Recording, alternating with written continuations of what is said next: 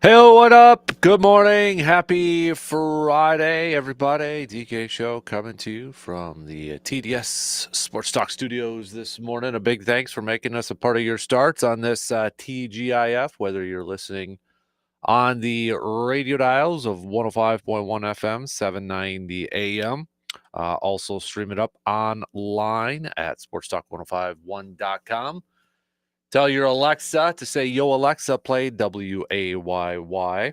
Also, video streams are up and rolling Instagram, YouTube, Facebook, and Twitch. But hopefully, if you're already up and at it and getting going here this morning, you're off to a good start on this final day of the work week.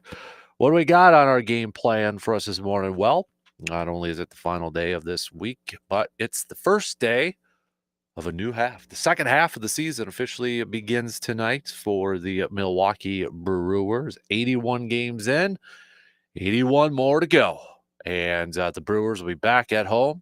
I should say staying home here, but welcoming the Colorado Rockies, record-wise and probably just from the eye test, the worst team in the National League and probably across baseball too. So heck of an opportunity for the Crew to pick up another series win and finish this month of June on a very high note, and I would say a very successful month of June at it too. So Brewers currently 9 games above 500, 45 and 36. Going to be looking to go 10 games above 500 with a win tonight, maybe even double-digit games above 500, depending on how this series goes for the Brewers. So we'll preview not only this game and this series, but with the second half now getting ready to kick off for the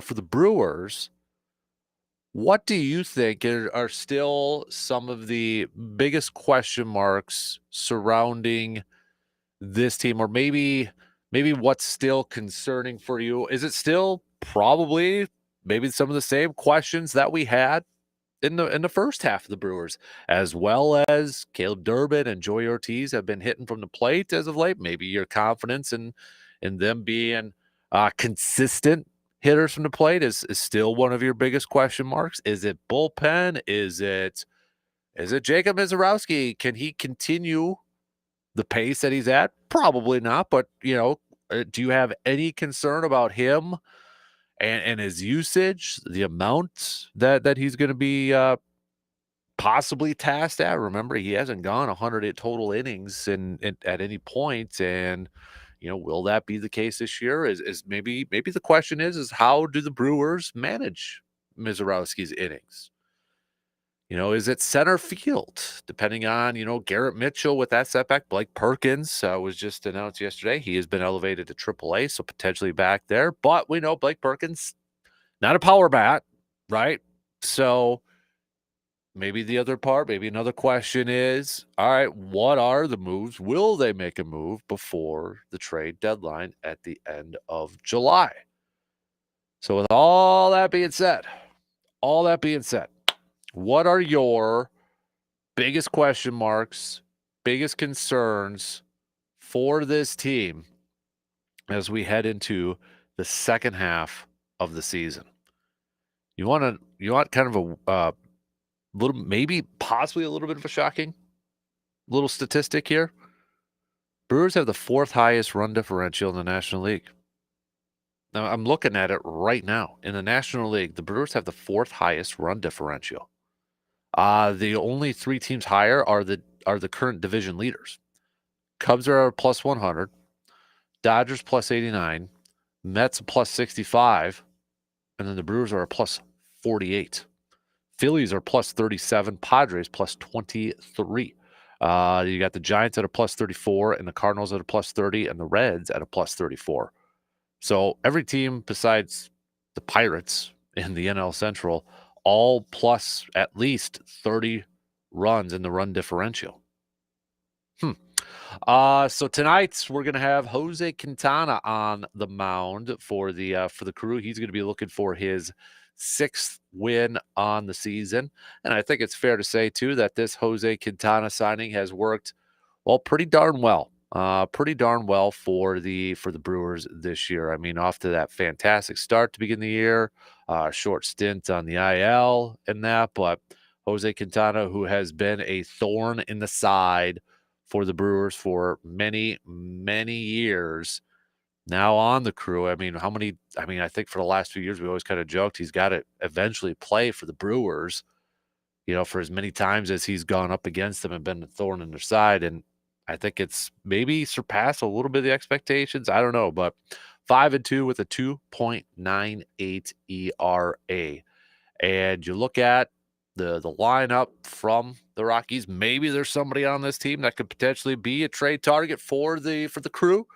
Who knows? But former Brewer Orlando Arcia uh, has by far the most experience going up against Quintana, 35 career at bats, but just a 114 average. So, McMahon, one of those guys that potentially could be on the move at the trade deadline, third baseman. He's got 10 career at bats, but only hitting 100 against him. So, Quintana getting the starts for the Brewers tonight.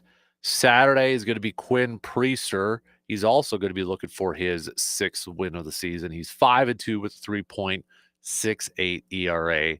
And then for the series finale on Sunday, Chad Patrick will be getting the start. Before then, the Brewers, well, they'll have an off day on Monday and then be on the road here for a little bit. 3-game series against the Mets to open up July, and then the 4th of July weekend, Miami, and then that Dodger series in Milwaukee starting on July 7th. So first things first, though, let's get this series win against the Rockies. I'm not saying it's a must-win series, but I'm just saying it's a better win series against the Rockies. You're at home where you have been pretty darn good. I mean, right now, the Brewers 25-16 at home. 25-16 at home. Use that to your advantage. Going up against the Rockies team that's not good. Your offense is playing incredibly well. You're playing well, and all. I think it's fair to say the Brewers are probably playing their best baseball of this season at this current point in time. So you better win this series against the Rockies. That's all I'm saying. You better win this. Better win this one. What else do we got on the docket here this morning? Well, we'll catch up with Dr. Crow inside the training room, Chippewa Valley Orthopedics and Sports Medicine inside the training room. Plenty to catch up with Dr. Crow. So we'll do that. We got a little cream of the crop, bottom of the barrel. We want your picks for that too. So who would you pick for your cream of the crop or bottom of the barrel? Hit us up with a text on that Shoe Doctors bullpen line at 715-830-1912. Hit me up on the socials, Instagram at Dan Kasper Sports, Facebook.com/Kasper Sports, or on the X at DANKASPER. We'll do that. We got a little AJM Automotive, Pump the Brakes or Full Throttle. We'll hit that up in the 8 o'clock hour. So we'll talk about that. We will do a little local sports roundup with Brandon Berg, kind of more so from some of the latest voting done by the WIAA and such. And I think one of the bigger ones out there is anybody who would like to see the shot clock in high school basketball. It's not happening this year. So we'll go through some of the stuff that was voted just a couple days ago in some of the WIAA meetings and such. So we'll hit that up with Mr. Berg coming up a little bit later on this morning. Well, the NBA draft is in the books. Bucks drafting a big man from Serbia, Markovic, second round. I mean, dude's listed at 6'11" and a $196. 6'11" and a $196. Geez, Louise. That's okay. We'll see. But I know Shams from ESPN was saying that, Giannis is paying really close attention to what the Bucks do. I mean, really, it's a second round, 47th overall pick. Really? Are we seriously going to make this out about, I'm going to decide my future based off what they do with the 47th overall pick? That's a little extreme. I don't know. I feel like that's more of a media hype, but that's just me. Who knows? But I did see some people say that was a pick made for Giannis because that clearly opens up a spot for his brother Thanasis on the team. So, but I don't know. I don't know. John Tonje got picked by the Utah Jazz in the second round. Bucks had a chance to get him, but they elected not to. Jones going to the Pacers. Jones came just from Marquette. So, but yeah, we got the conclusion of the NBA draft. So now we'll really fully get into the offseason here, and maybe for Bucks fans, and maybe one of the biggest question marks remaining in the NBA offseason is, are we officially going to get Giannis back and just, move on from this talk and such? But we'll hit that up coming up a little bit later on here too. So let's begin this morning talking some baseball. The Brewers officially beginning the second half of their season tonight. 81 games in, we've got 81 more to go. 81 in, 81 more to go. It starts with the Rockies tonight. What are the biggest question marks that you have for this Brewers team heading into the second half? What are the biggest questions remaining? I threw out a few examples. Is it, what do they do by the trade deadline? Is it still the offense, even though these guys have been hitting better? You just don't trust them. Is it the usage of Jacob Mizorowski? Is it when Brandon Woodruff returns? Knock on wood. What is he going to look like?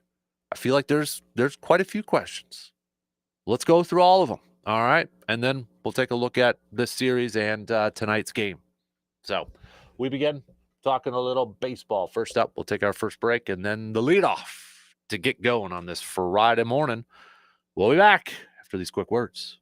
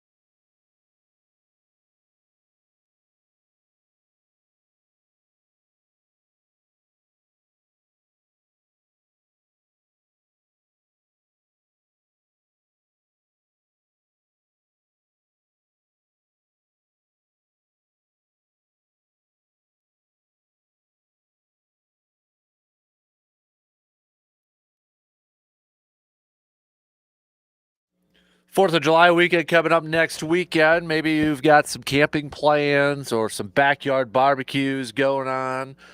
What's on the menu? Well, you better head on over to Mike's at Star Market. Grab some brats, maybe some Man Cave Lights beer brats over there. You got the dill pickle, bacon, cheese, whatever flavor. They got tons of different flavors over at Mike's Star Market. So go give them a visit on the west side of Eau Claire and be the king of your camping trips or backyard barbecues with the high quality, tasty brats from Mike's Star Market. You know what goes good with brats? Beer. So grab yourself some Man Cave Light by visiting our good friends at Hy-Vee in Eau Claire. Just check them out at the Wine and Spirits Department. Get in there, get yourself a 6-pack or 2 of Man Cave Light because you can't spell American without Man Cave. Just take out the V and then you're good over there. If it had a V, it worked perfectly. It was close. We were one letter off, man. So all right, let's begin this morning talking some baseball, shall we? Brewers baseball. Second half of the season getting set for tonight for the Brewers, numbers wise. I know people talk about it after the All-Star break and second half, but we're talking about it from a mathematical standpoint. Okay. From a math standpoint, that's 81 in, we got 81 more to go. What do you think, in your opinion, are some of the biggest questions still remaining, or the biggest concerns, or something related to that coming into the second half of the season here for the Brewers? I think some that we had in the first half are still relevant, that they're still there offensively. They're playing great offense right now. But are you 100% confident that they can continue that? Are you 100% confident that Joey Ortiz can continue? Are you 100% confident that Caleb Durbin can continue to be effective at the plate? I'm sorry, but I'm not. I hope they are, but I'm not. And averages are going to play out here. Durbin and Ortiz are probably not going to continue to hit as well as they have been at the plate. Okay. It's great that they're on this run right now, but averages are probably not, they're not going to continue to hit over 300. Okay. I would be happy if they were 275, 280. But if I were a betting man and I had to put all my eggs in one basket, whether they were going to continue to be effective at the plate like they are, or maybe fall down a little bit, I'm probably going to go there. Now, I hope probably somewhere in between with what they're doing now compared to what they were doing earlier on in the season. So I still have questions there. I have questions. Do they have enough power? Do they have enough pop in that lineup? Is somebody, obviously Christian Yelich, when you look at that home run leaderboard for the Brewers, you got Christian Yelich at the top with 15, but, Jackson Chourio, is he going to be a guy that is all of a sudden going to find that power and be another threat in the lineup from a power standpoint? Is it going to be Rhys Hoskins? Contreras? I don't think so. I don't know, but I don't think so. So where's the other power going to come from in this lineup? Is it going to be via trade? I mean, that's another question, too, as we get into the second half. Will the Brewers make any moves before the deadline? I think everybody should probably have that on their list of, questions or unknowns surrounding this Brewers team as we get into the second half of the season. That the closer we get to the deadline, which is, I know, next month, but the closer we get to that deadline, that will be a question amongst Brewers fans, and I think a lot of people around Major League Baseball is, okay, if the Brewers continue to be in this playoff chase, and right now they're still the second wild card team, and they're just 3 back from the Cubs for first, will they be players in the market, or will they stand pat? And if they are players, how aggressive? Is it just one minor move here? Maybe it's just adding a bullpen arm. That, I think, is going to be question numero uno for so many people out there, is just, will they be buyers, and how big of a buyer will they be? Will they go for it? The air quotes, go for it. How do you define go for it? Like putting all your chips? I don't think they'll be super aggressive where they're going to, make these all big splashy moves or anything. But would they make moves at the deadline to bolster their roster in areas that they need help in, like more power in that offensive lineup? So I think that's if that's not number one for Brewers fans, it's got to be up there. It's got to be up there, along with, can they continue what they're doing offensively? I would throw in there, I mentioned it too, staying on or going to the pitching side of things. I do think it's going to be something worth watching as this second half unfolds, the usage of Jacob Misiorowski. Because again, he has not gone over 100 innings at any point in his minor league career. How are they going to have him kind of on a pitch count, and try to work his way up to maybe being we can extend him, we can stretch him out a little bit, but I think that's going to be something to kind of watch unfold here, is that usage of Misiorowski. Are they going to be aware of it? Are they going to side on caution, on that side, and not try to push it, for a guy who hasn't gone over 100 innings, and they're all of a sudden just going to be like, okay, training leash is off, unleash the horse, let him go out there for as much? Probably not. So how do you manage that, especially if he is your best starting pitcher and you are competing for a playoff spot? How do you manage that the later we get on into the second half of the season? That's going to be something worth watching here. Is it just straight up pitch count, inning counts, whatever the case may be? And I think, for as hard as he throws, it is going to be a concern. It is going to be a question for a lot of people. It's been brought up numerous times. For as hard as he throws, do you get nervous about the elbow? Do you get nervous about the shoulder? I mean, again, knock on wood, so far so good. Everything's been okay. But the further we get along and the deeper we get into this season, people are going to have that question. And then I would say, too, to add on that with pitching, is whenever we do get Brandon Woodruff back, knock on wood, we do, all right? But if we do, when we do, I'll say when, I'll stay positive in this thing. When we do, what are we going to get from him? What are we going to, or what version are we going to get from him? How is he going to, how is he going to perform? Okay. It's been nothing but positive in his rehab starts and such up until, the injuries, getting hit with a comebacker and a twisted ankle and such.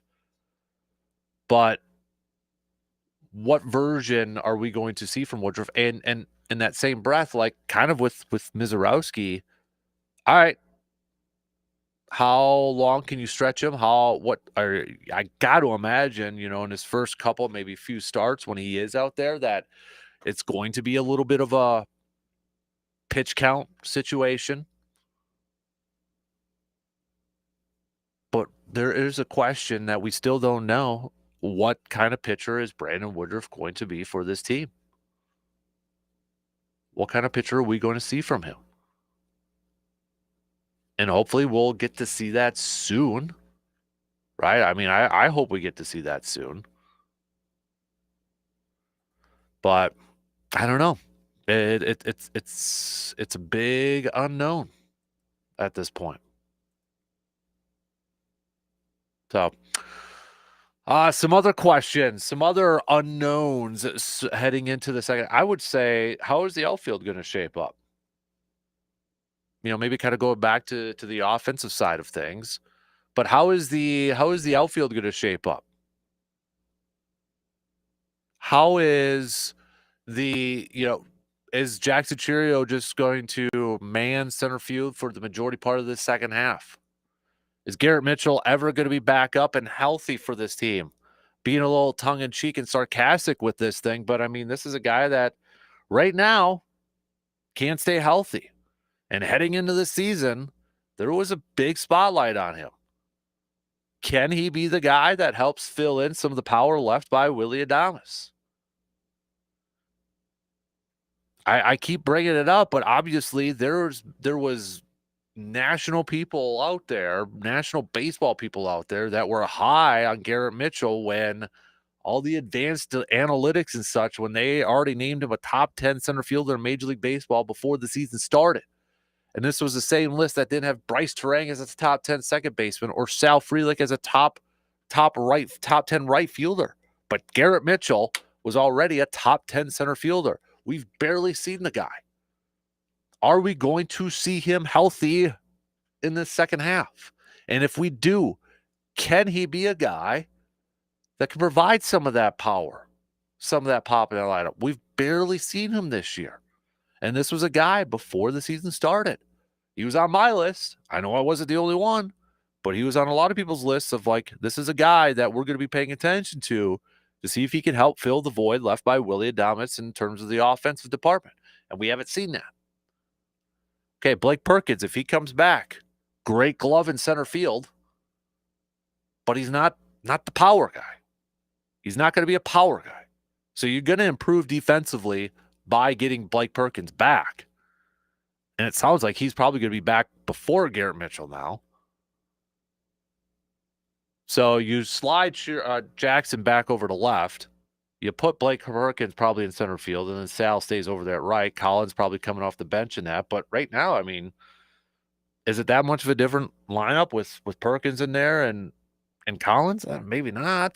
Offensively, maybe not. Perkins, defense, great. Yeah, I mean, superb. I think highly underrated in that aspect. But yeah, is one of those moves then potentially looking at acquiring an outfielder before the deadline? Are those one of the moves that the Brewers should be potentially looking at, trying to find another outfielder that can give you a little bit more help in the offensive department? There's if you look at the lists of people out there or of available potential players out there, there's going to be a little bit more outfielders available than there are left side infielders, short or third. And because it's a supply and demand type of business, would it be a little bit cheaper for the Brewers to acquire an outfielder than it would be for third base or shortstop? Probably. I mean, let's face it, the Yankees probably looking for a third baseman.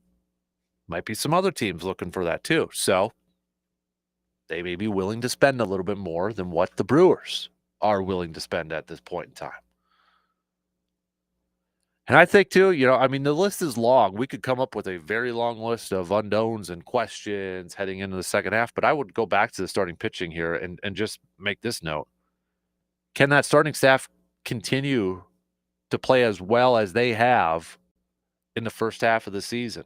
You're talking about a top 5 team in the National League and starting ERA. Can they continue that trend? Can they continue to pitch, maybe surpass a lot of expectations? And then, a guy I kind of forgot about, but what's Nestor Cortez's role going to be when he is back? Is he going to be a part of a trade package? If he is back, who do you take out? Is he in the bullpen? Is he going to pull an Aaron Savali and not be happy that he's going to be a bullpen guy? I have no idea. But who would you take out?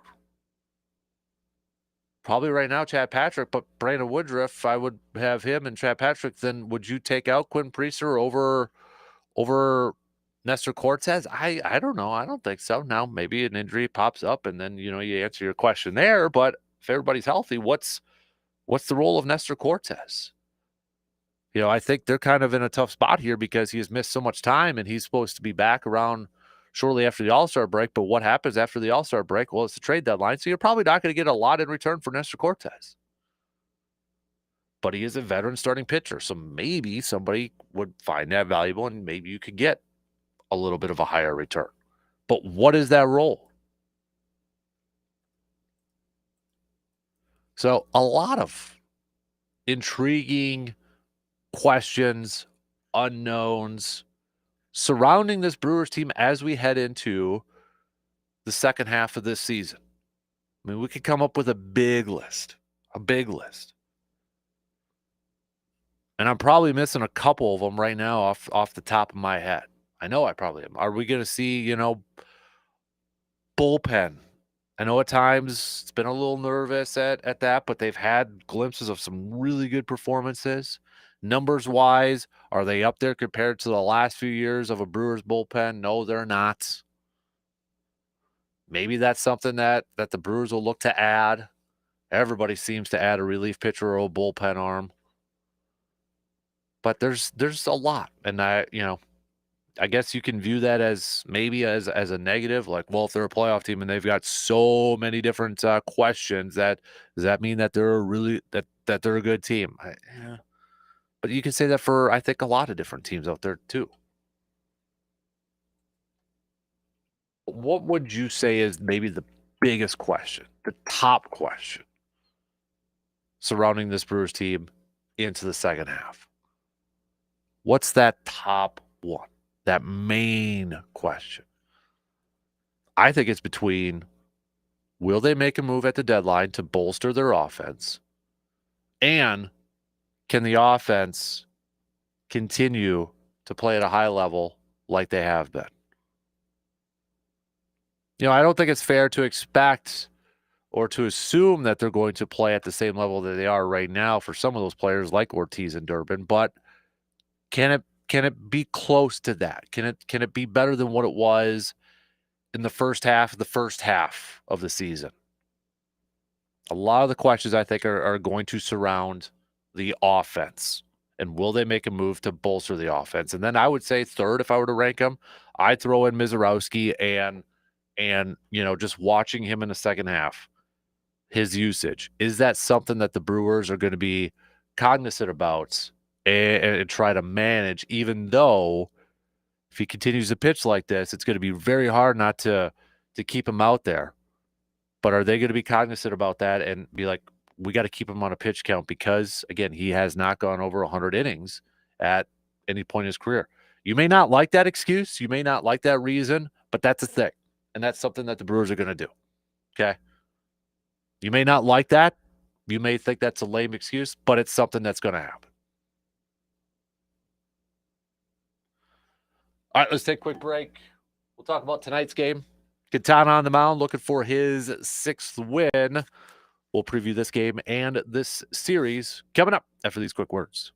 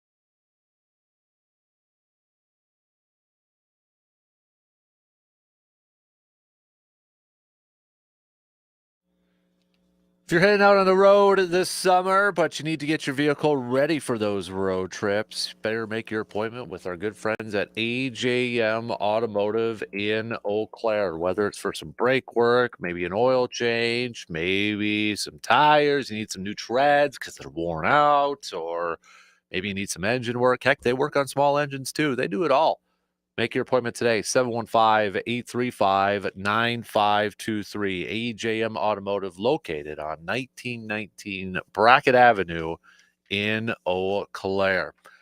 Brewers, Rockies, game one of a three-game series tonight. First pitch is at 7:10. Coverage will begin on the radio dials, 105.1 FM, 790 AM. Taking a look at tonight's matchup. You got Jose Quintana going on the mound here. Orlando Arcia by far has the most experience going up against Quintana, which makes a ton of sense. Former Brewer shortstop and with the Braves and that. But 35 career at bats against him. He's just hitting 114 with a 405 OPS. So Quintana coming off of a win this past Saturday against the Twins in Target Field. You know, one of the free agent signings from the Brewers this offseason, and I think we could all say it's been working pretty darn well, especially, I mean, he went off to that fantastic start in April. 4 starts, 4-0 with a 1.14 ERA. Made 2 starts in May before landing on the injured list for a couple weeks. And you look at those 2 starts, and if you're looking at it by month, it's like, well, dude had a 6.10 ERA. Well, Cubs game, he had 6 earned runs, and then Tampa Bay, he had 1 earned run, but we know how ERAs kind of work itself out. June so far, in 4 games, he's 1-1 with 3.54 ERA. Probably a more typical Quintana numbers out there. But, you know, outside of the 5 earned runs he gave up against the Cardinals, 2 against Philly, 1 against the Padres, and then 0 against the Twinnies this past Saturday. So, overall on the season, though, 5-2 with a 2.98 ERA in 10 games started. So, again, I think Jose Quintana is pitching maybe even a little bit better than what some of the expectations were. I mean, I would say I'm very, very, very happy with what we've gotten from Jose Quintana so far this season, considering the guy has done nothing but beat up the Brewers over the years, whether it was with the Cubs or even the Cardinals or Pirates or Mets even too. So glad he's on our side, especially if he continues to pitch like he has for a bigger part of this season. So he's going to get the ball tonight for the Crew. And then on Saturday, for Saturday night's game, or Saturday afternoon's game, a little earlier, 3:10 first pitch. We get Quinn Priester on the mound, who's also looking for his 6th win of the season. 5-2 with a 3.68 ERA in 10 games started, 14 games overall. He's coming off of a no decision back against the Twins on the 22nd, where he went 3 1/3, gave up 3 earned runs on 9 hits. So probably looking for a little bit of a bounce back performance going up against the Rockies tomorrow night. And Quinn Priester is going to be one of those guys when we're talking about, you know, second half questions. He's probably going to be one of those guys that when like a Brandon Woodruff comes back and such, what do you do? Where does he fit in the lineup? Does he go to the bullpen? Does he remain as a starter?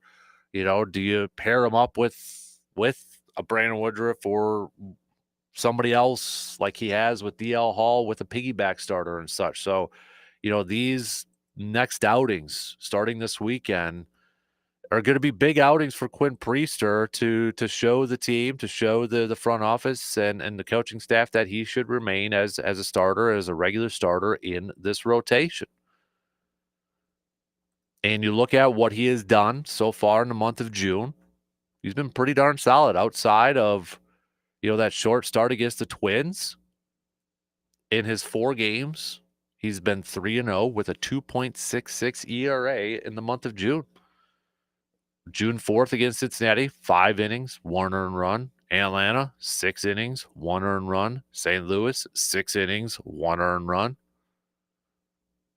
So he's been a very, again, This was a trade done earlier in the season because the Brewers desperately needed starting pitching, for crying out loud. And some people at that time thought maybe the Brewers gave up a little too much for him, but I think he's been a very solid addition for this team. A very solid addition for this team. But if he wants to continue to impress and to remain in this starting rotation, going to have a good outing like on Saturday going up against the Rockies. So and then on Sundays, one of those guys that's probably, if we had to rank the starting pitchers in terms of like where they could potentially or who could potentially lose their starting spot to a guy like Brandon Woodruff, it's probably Chad Patrick right now. And Chad Patrick, to be fair, wasn't expected right away to be a starter, a part of this rotation. Probably was going to be AAA for a big chunk of the beginning of the season, but thrusted into that starting role because of the injuries. And to his credit, he was Mr. Consistent throughout the first couple months of this season. April, May, pretty darn consistent. I mean, you could go in there and say, all right, he's only going to give up 3 earned runs or less, because that's all he did in April and May. He was that consistent. But his last 3 outings, not what we saw in April and in May. Latest outing against Pittsburgh, he gave up 4 earned runs in 5 innings. The Cubs, 4 earned runs in 5 innings. Atlanta, 5 earned runs in 5 innings. So his last 3 outings, not that consistency that we saw in the first couple of months. I mean, to his credit, though, too, against the Padres, in a loss on June 6th, did not pitch like a losing pitcher. He went 6 innings and only gave up 1 earned run. Even in that Philadelphia game, he got a ton of run support back on May 31st. That was the one where the Brewers' batch just came alive. But he went 6 innings and only gave up 2 earned runs. So, Chad Patrick, we're looking for a bounce-back performance from him on Sunday. And I think an important start for him, too, maybe just to kind of get some of that confidence back and maybe just kind of like, all right, don't be too quick to remove me from the starting rotation here. But I think when you look at it, Mizorowski, Peralta, Quintana, right now, those are 3 locks to stay in this rotation whenever Woodruff and Nestor Cortez come back. I would say, those 3 guys are locks. And then it's between Priester and Chad Patrick. And right now, Chad Patrick, just because based off business of baseball, he's got more options left. Maybe an option to be moved into the bullpen.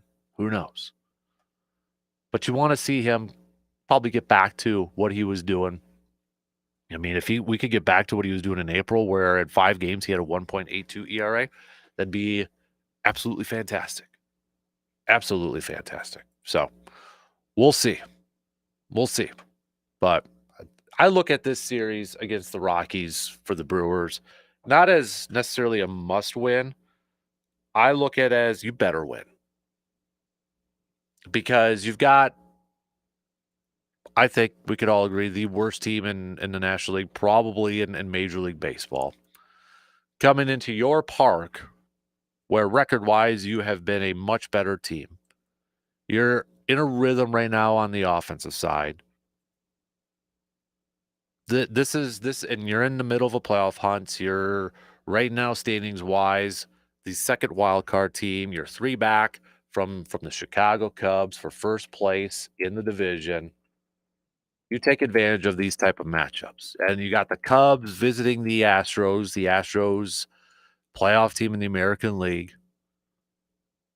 You take advantage of these type of series when they come to you. When you have an inferior opponent like the Rockies, you have that inferior opponent.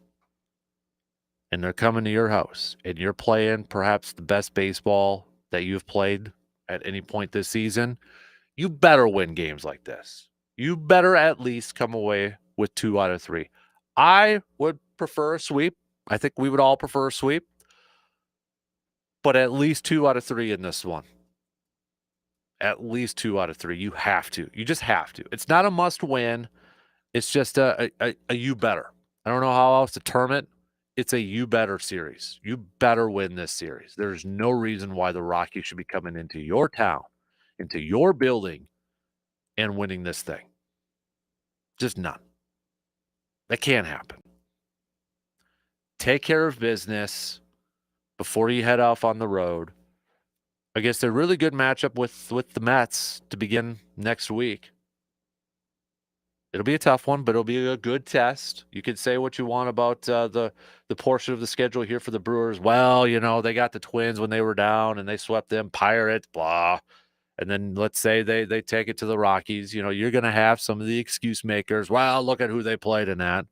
And I get it, but at least they would be taking care of the business that they should be taking care of. So it'll be a good test. If they continue this offensive trends going into New York, going up against the Mets to see kind of how they match up. And from a pitching standpoint, I mean, going into that Mets series, you're going to get Freddie, you're going to get Mizorowski. So I mean, it's setting up, and you're probably going to get Quintana for that Thursday one. So it's setting up for your top three pitchers to go in that series. I think, if my math tells me right. Yeah, because we've got Quintana, Priester, Patrick. Then it will be Freddie, Mizorowski, Quintana. Yeah. And maybe even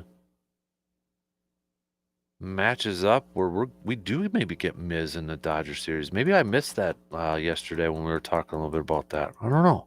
I'll have to try to figure that out again. But looking at where everything is now with Major League Baseball and the standings as we get into the second half of the season, starting with the National League, since we're talking Brewers, and that Brewers, as we mentioned, are the second wild card team right now behind Philadelphia, who is the top wild card team. Philadelphia and the Mets going back and forth in this thing.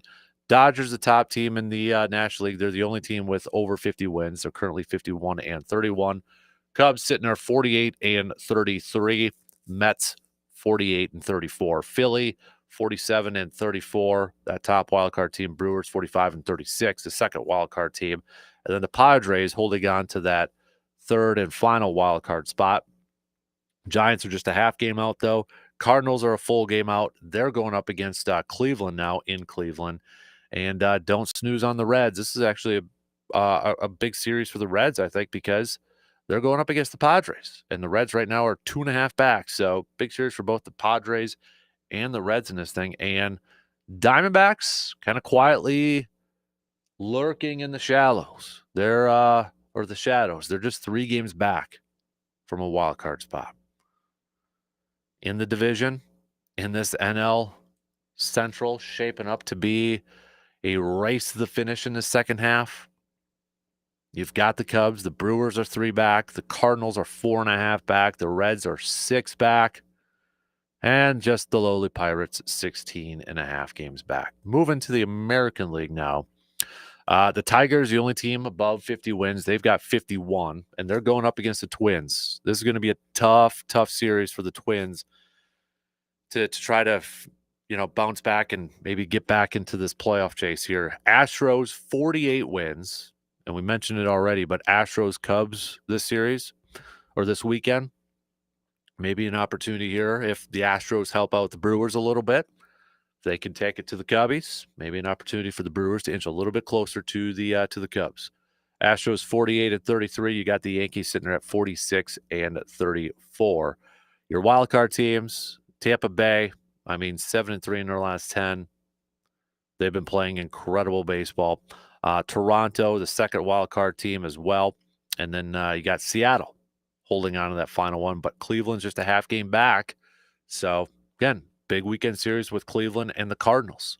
If you're a Brewers fan, you're looking at this as a weekend for some potential movement for you moving up in the division, but also maybe hoping that Cleveland can help you out by pushing down the Cardinals a little bit, and Houston helping you out by pushing down the Cubs a little bit.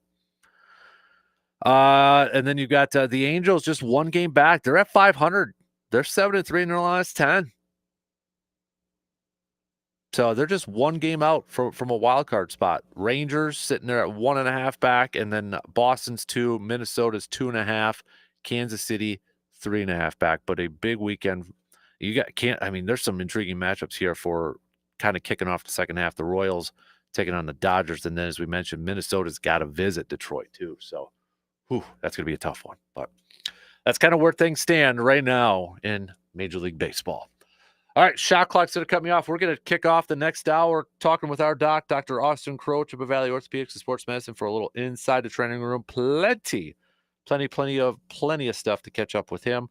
Then we'll talk with Mr. Berg. We'll get back to some more Brewers talk. What are the biggest questions that you have for the Brewers as they begin the second half of their season starting tonight? 1 in, 2 more to go. Plenty more to get to. We got some news updates, and we'll be back to kick off the second hour after these quick words.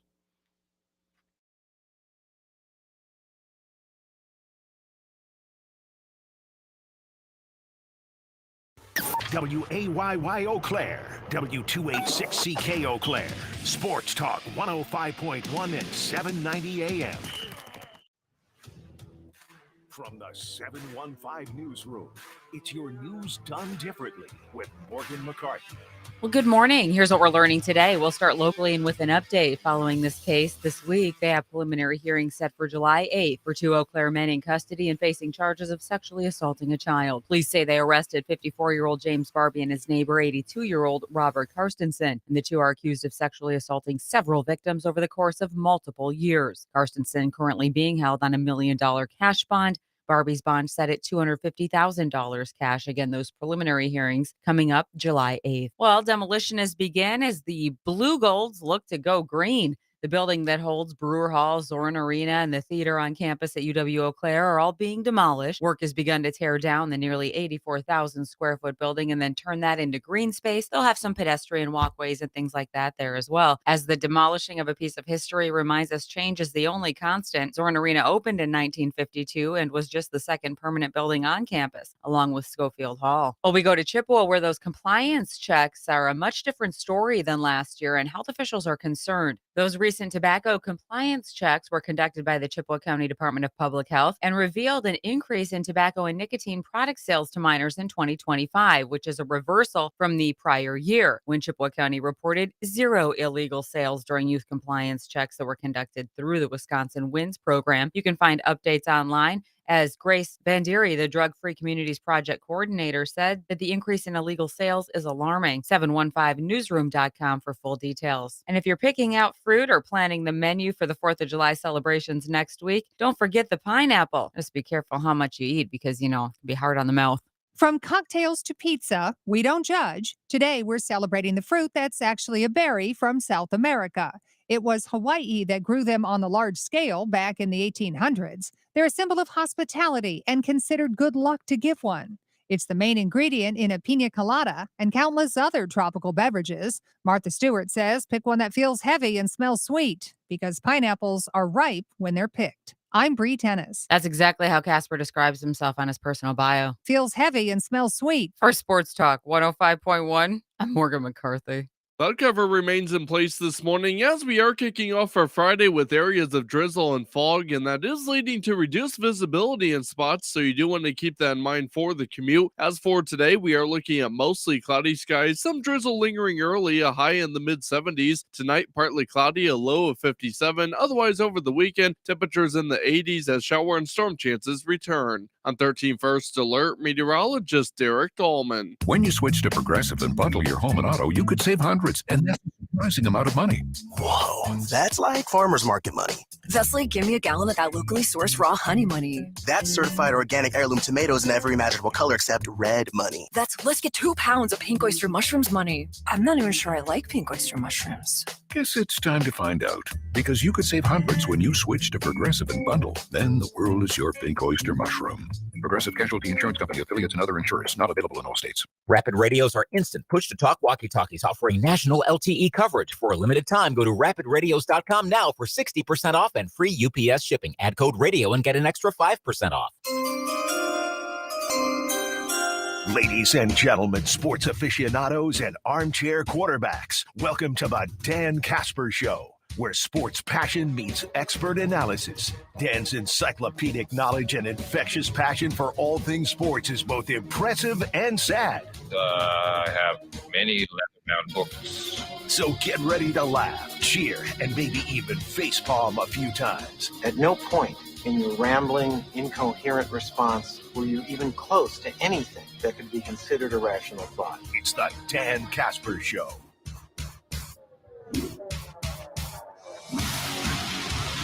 Second hour kicking off right now on this Friday morning, the final Friday in June. We appreciate you tuning in and making us a part of your start here. We're going to get back to some more Brewers talk.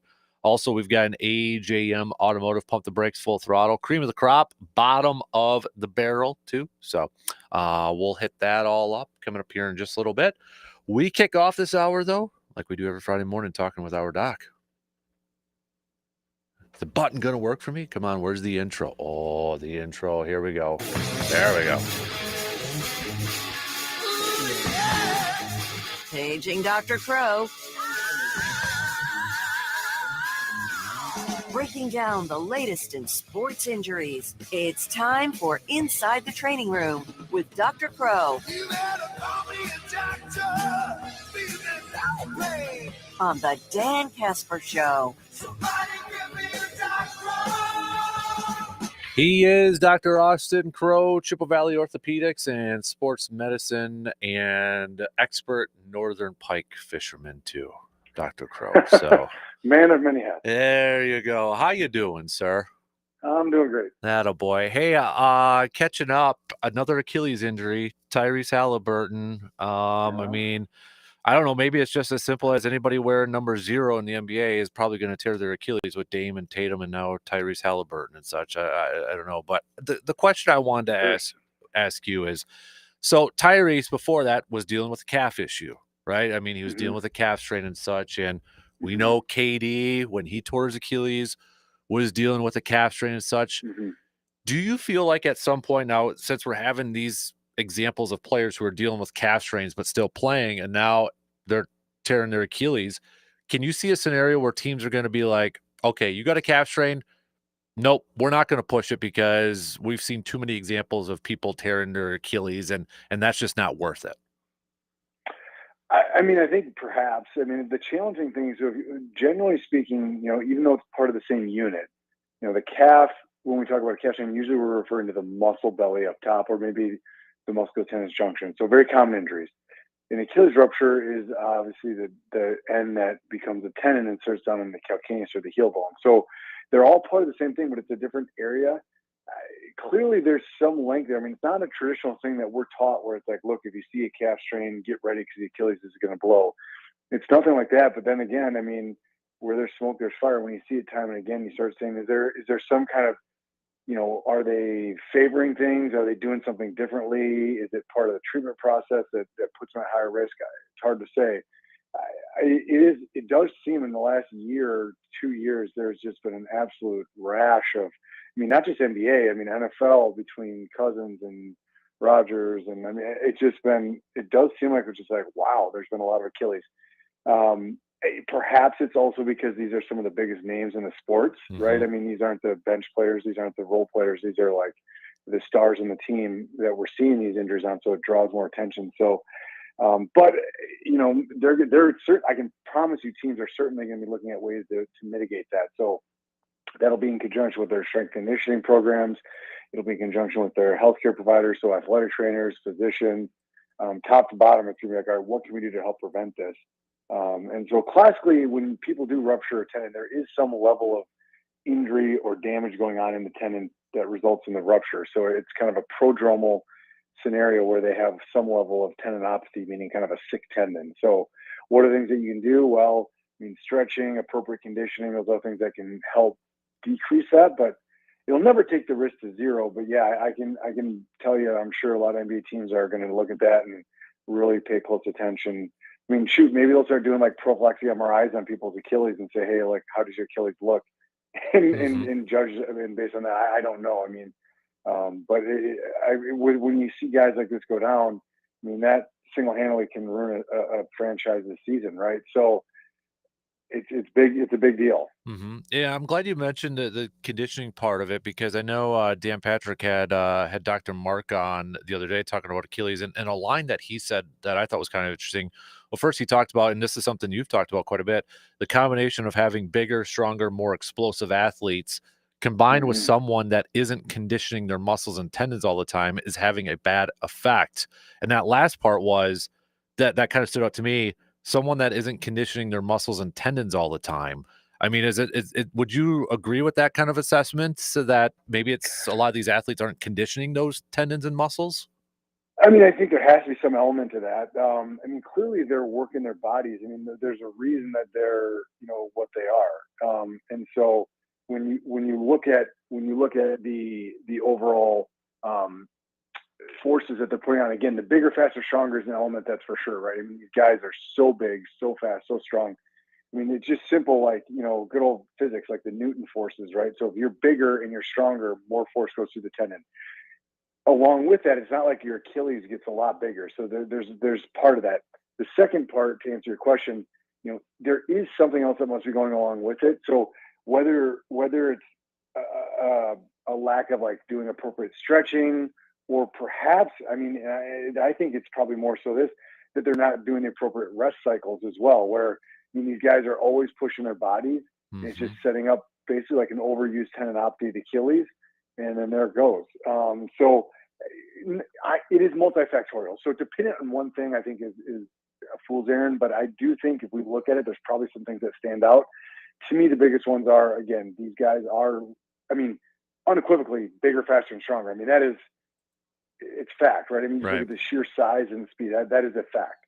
And then you combine it with perhaps some changes to strengthening programs where maybe they're focusing more on explosiveness and strength and maybe saying, look, we're neglecting some of the stretching and treatment of these kind of issues. And then perhaps the final straw is that they're not giving themselves the rest of the body. I mean, the body has to heal itself. Like every single thing that you do, you damage your body every single time, right? You get up and walk. It's microscopic, but there's small damage. Most of the time your body heals it, no problem at all. Well, when these guys are pushing their bodies to that edge in conjunction with them being so big and fast and strong, clearly some of these guys are just going too close to that edge.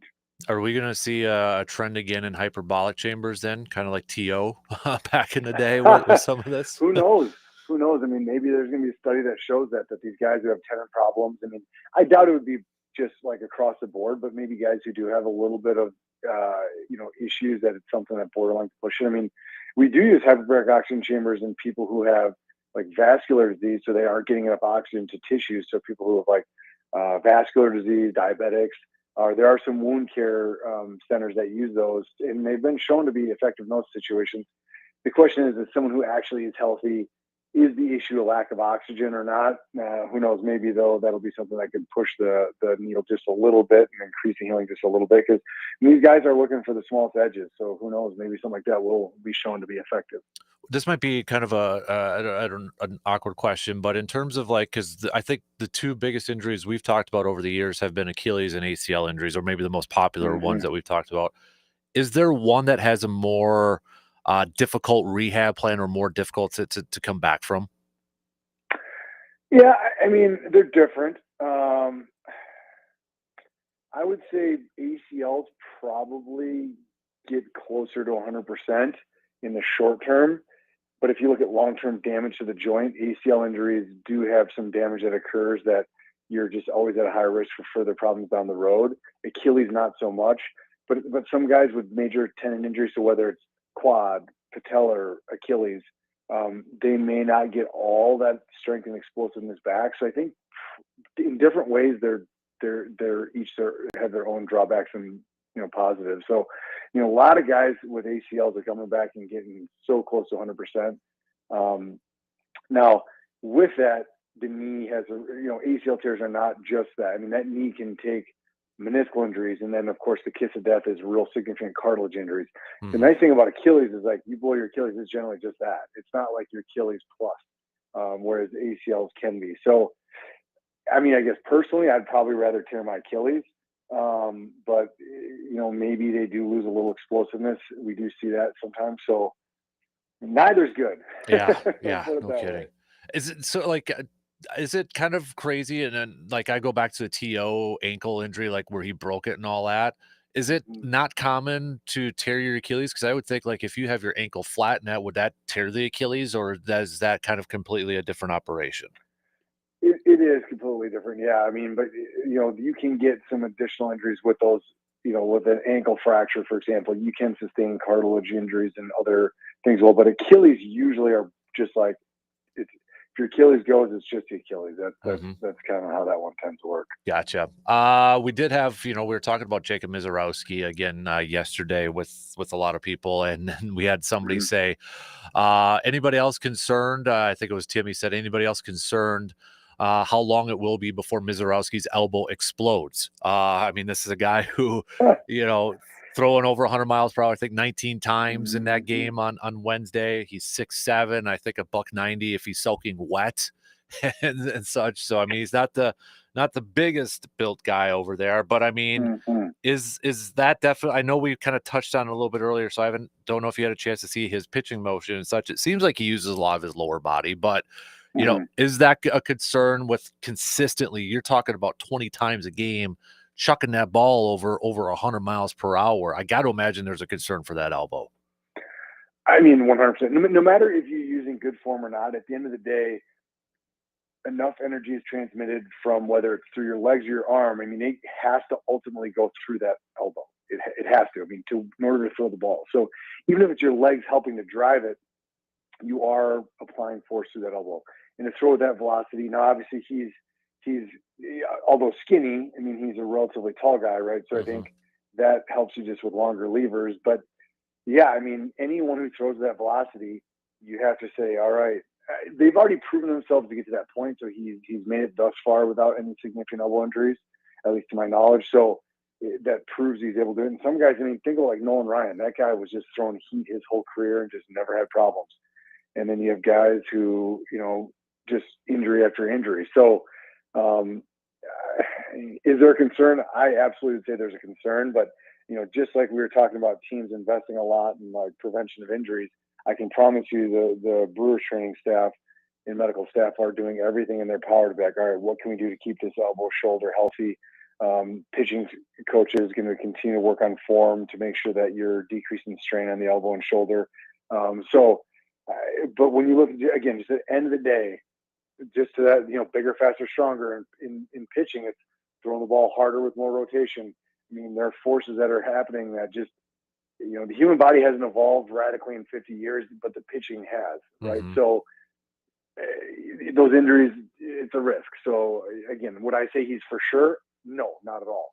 Would I say there's concern? Absolutely. And again, I promise you the Brewers staff are thinking the same thing. Yeah. And to kind of wrap it up, the pitcher that he went up against, Paul Skeens, who's another guy who can throw pretty darn hard. He's a little bit bigger. The question I had though was apparently he could throw 7 different pitches. Now, the fact that he could throw 7 different pitches, and we've heard about, curve balls on younger elbows and such, but does the fact that he has 7 different pitches increase maybe the torque or the pressure or whatever it is on his elbow? Because I'm assuming there's curveballs, there's sliders, and all these different grips. Would that kind of increase his chances to have issues if he has more of those different types of pitches?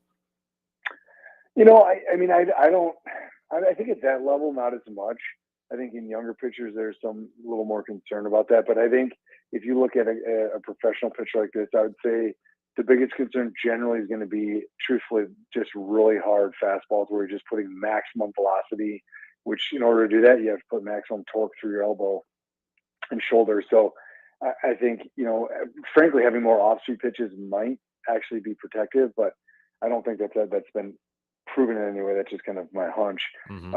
But again, you tend to see those problems when the guys are just, throwing the heat, just those really hard fastballs. So to me, that's where the most force is going to go through the arm, which I think then puts him at the highest risk.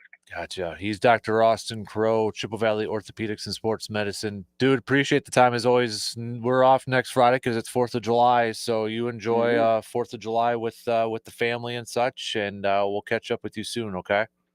You guys as well. All right, there you go, Dr. Crow, Chippewa Valley Orthopedics and Sports Medicine. Good stuff as always with our doc. We're gonna take a quick break, and Mr. Berg is with us. We'll get back to some more Brewers talk and a whole lot more coming up after these quick words.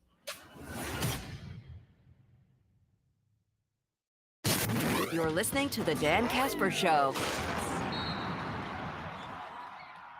If you're looking for great deals and friendly service in Eau Claire, you've got to go check out Mike's Star Market. I've been shopping there for a while now because they always have fresh produce, quality meats, and everything that I need, all at the prices that won't break the bank. Mike, Sarah, and the entire staff are so helpful, and they've got so many different flavors of brats that I don't know if I can even try them all. For a local market that feels like home, head on over to Mike's Star Market on the west side of Eau Claire at 2238 Heimstead Road in Eau Claire. Grant here for Kai's Chevytown, a short drive from anywhere, right off exit 41, Interstate 94, the north side of Menominee. Their award-winning service department ready to help you out with anything that you need fixed up or any routine maintenance that you need done. Especially this time of the summer, I know a lot of families have a road trip after the 4th of July, early August, before school starts. You want to make sure that your vehicle is in tip-top shape, and they can help you out with that. They have the staff and the space to accommodate your vehicle and get the job done quickly. 18 service bays, and you can make your appointment online at ChevyTownUSA.com. But my favorite part, when you pull up to the dealership, it's 2 big doors. You pull inside, you see the same smiling face every time. It's so easy. And of course, if you're someone looking for a new vehicle, whether it's new or pre-owned or new to you, as I like to say, they've been helping folks find their next ride for 3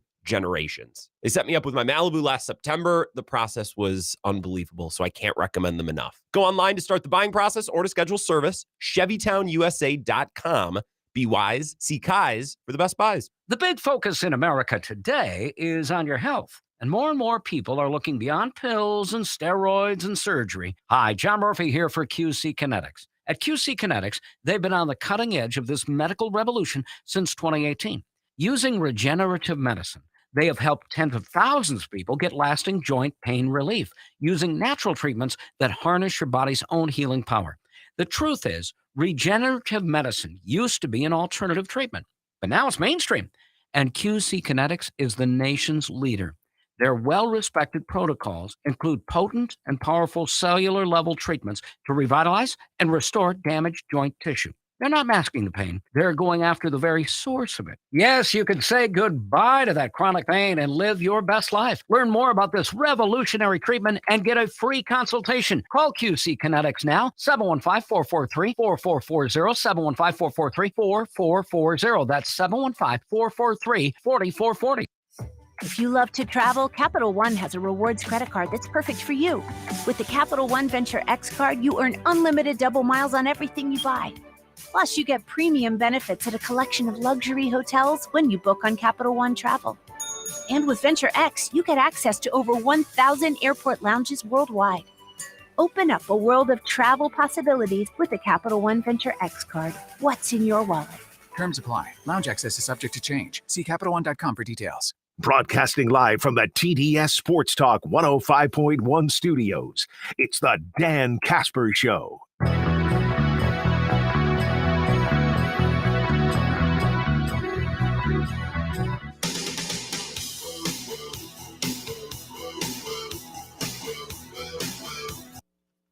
Brandon, have you seen the title belts? I think so. What's that? And we're off to a great start here. Yeah, I believe I have. Look at this, baby. Look at that. It's got some heft to it. It's bigger this year. Bigger and better, man. You got any chance of winning it? I think everybody's got a chance. Everybody's got a chance. Every year, I'm always pleasantly answer. surprised by the score that wins. So. Exactly. So, Justice, if you're listening, saw you won some hardware earlier this week. Might have to carry me, but carry the belt. I'll hit some putts, so that'll be my contribution. So let's make it happen. Let's. This is for obviously the golf outing, which is almost just a month away, and we've got a few more slots up at for the 1 p.m. tee time. So please go to our website, sportstalk1051.com, and sign up your 2-person team. It's just $90 for the whole team, not per person. That includes your meals, your rounds, your the carts, some drink tickets and such. So if it's Friday, August 1st, Lake Hallie Golf Course. Lake Hallie Golf Course to benefit Backyard Dreams. We got to give a special thanks to our partners for this. First of all, Lake Hallie Golf Course for hosting us this year. It's going to be a lot of fun being at Lake Hallie. Park Ridge Distributing as well. Can't do it without Park Ridge. Edward Jones, financial advisor. Kelsey Nikolai, the title belt sponsors there. Carpet City Flooring Center, VFW Post 305, Meyer Construction, Do Dodge, AJM Automotive, Hy-Vee, Economy Furniture, Muldoon's Menswear, Home Oasis. Special shout out to Spectrum Industries for a raffle prize donation. Brandon brought it in earlier. Got the gaming chair sitting right behind him. Shout out to, I know your mom and Rocky also doing a couple baskets as well. Chippewa River Industries, they're donating a raffle prize. The Packers already sent something over too. And then I know Awards and More is donating a sweet, if you like, a decanter set, custom decanter set. Like, so if you like your little whiskey in that, they're doing it. So big thanks to Awards and More for doing that and reaching out and doing that. I know we have a listener, Jared, who's donating some Brewers tickets. There you go. To send over too. So if you're willing to help out, Economy Furniture is also donating a chair too. So you're willing to help out with a raffle prize, because we want to knock it out this year with some sweet prizes. And I know we got a couple jerseys lined up too. And they're not Jordan Love, so don't worry, Brandon. I already told my mom I'm not winning or anything this year. So you don't have to worry about that one. I feel like I've already used my raffle luck on that. And there is we got, I believe it's going to be a Jackson Cheerio and an Ant-Man, Anthony Edwards. There you go. So, but we'll have those available too. So, or if you're interested in being a whole sponsor and helping out for Backyard Dreams as well, reach out. Just reach out to me and we'll chat. But time is running out to sign up your team, and we still got a few more. So let's spots, hit it up. Yep, fill her up. Yeah, let's hit it up. So, all right, let's talk some Brewers. So, Brandon, before we get into this this Rocky series, I want to go back to the Miz, to Mizorowski. First of all, pretty cool to see AmFam on a Wednesday 1:00 game be filled up. Tip of the cap to Brewers fans for doing that. But that matchup live up to the expectation. First of all, let's rewind it. Did you think it was getting a little too hyped up? Or, I mean, because you go to MLB.com, it looked like a boxing promo, Mizorowski versus Skeens. I mean, it kind of was like, to me, it was giving me flashbacks of Manning versus Brady. It was like a quarterback matchup where it's like, okay, the two pitchers aren't actually facing each other. You know, they're going up against the lineups. But did you feel like there was a little too much hype? And did it live up to the hype? I was just more surprised how quickly it escalated. Yeah. Because once we kind of figured out, I think that was maybe during the weekend series of the Twins, that, okay, it's setting up to be Skeens versus Mizorowski. Like, everything just kind of went from there. Mm-hmm. Like, next thing you know, you hear I think at one point, Brooks Schlesinger said they had sold an extra, was it 10 or 15,000? It's like standing room, I think. Yeah, I think they were thinking it was going to be around 30,000-ish, maybe. Yep. Which is still, I mean, still, even for a day game, that's still a good amount. Right. And then just kind of, once people saw it, I said, okay, well, we got to go see this. I mean, the matchup itself, I mean, you know, Skeens went 4 innings, but like, that's one of those things where, like, the reason he went 4 innings is because the Brewers really, you know, especially in that second inning, kind of, you know, racked up his pitch count. Yeah. So it's kind of like, well, did it live up to expectations? Well, Brewers fans are probably kind of glad it didn't, because that means they kind of chased Paul Skeens early. Right. And oh, go ahead. And with Mizorowski, I mean, he went 5 innings. I mean, that was one of those things where you'd heard kind of coming into it that, you know, the pitch count was around 80, you know, pitching on 4 days rest as opposed to 5, you know, previously. So, and he got through 5, and it was like mid-70s, whatever it was. So I think they just kind of figured, okay, this is close enough. Plus having I think it was a 4-0 lead at that point. Like, you know, you understood it. And I'm sure there's people who probably wanted to see them guys pitch a little bit more, but still, like, I think you take the win. Right. And that's kind of the thing too. I mean, if you would have said, hey, after 5 innings, you got a 4-0 lead, like, I think most Brewers fans have been pretty pleased with that, given, you know, Paul Skeens hasn't given up really anything this year. Right, exactly. So, I mean, that second inning, it was kind of like small ball affair. Yeah, it was death by 1,000 paper cuts. Right. Like, and that's kind of, you know, fortunately for Skeens, that's kind of what he's been hit with. I mean, it's not often you have like a losing record and you have an ERA under 2. Yeah. Like, he just hasn't got much run support. And it just seems like that's the kind of stuff that's happened to him at times, where just, you know, defense can't make a play here, or someone just gets one through there. Like, you know, nothing was hit particularly hard. Right. But that's, you know, in that moment, that's, you know, that's kind of how you have to approach a guy like that, is, you know, not just trying to put the ball in play, but also just racking up the pitch count. I mean, that was a 30-some pitch inning, and that was a big reason he didn't hang around very long. Right. I think, outside the win, obviously, the biggest thing that impressed me about Mizorowski in that start was just with all the fanfare and the hype leading up to it. The guy pitched, I mean, he seemed to handle it incredibly well for just his third career starts. And, I know he mentioned it before. He's like, I just had to, kind of tune out the internet and stuff. But for a 23-year-old, I thought he handled the moment incredibly well. I mean, he looked like a veteran. Right. And he just, given the way the game started, he walked the first batter, it kind of looked like, okay, well, we'll see, because there is wildness in his game. Mm-hmm. Maybe not as much as there used to be, but and it was a tight zone to begin. It was. For both guys, it was kind of like one of those things where you're like, boy, is this home plate umpire really gonna make it about them? But no, it ended up being fine. But just kind of the way he was kind of able to work through that early wildness. Mm-hmm. To have 5 really strong innings where. I know he went 6 hitless against the Twins, but I think you could argue in some ways maybe that was better just because of, he was pretty consistent around the zone. I think it was only 2 walks, if I remember correctly. Just you've seen so much in these first 3 starts of why he's as highly touted as he is. To be that big, to throw that hard, but also, kind of getting some swings and misses on his other stuff. Yeah. I mean, everyone talks about the fastball and 102 miles an hour and all that, but like a 94-mile-an-hour slider, for right? crying out But loud. getting some swings and misses on his curveball and his changeup, that's going to loom really large, because even if he throws those pitches 5 to 10% of the time, like that's just something else you have to think of in the box. Like you're going up there thinking fastball slider, but in the back of your head, like, oh, but could this be in that bat where he throws a curveball up there? Mm-hmm. And you can look pretty foolish. Right. When you're looking at 100 for 102 and 89 comes down. Right.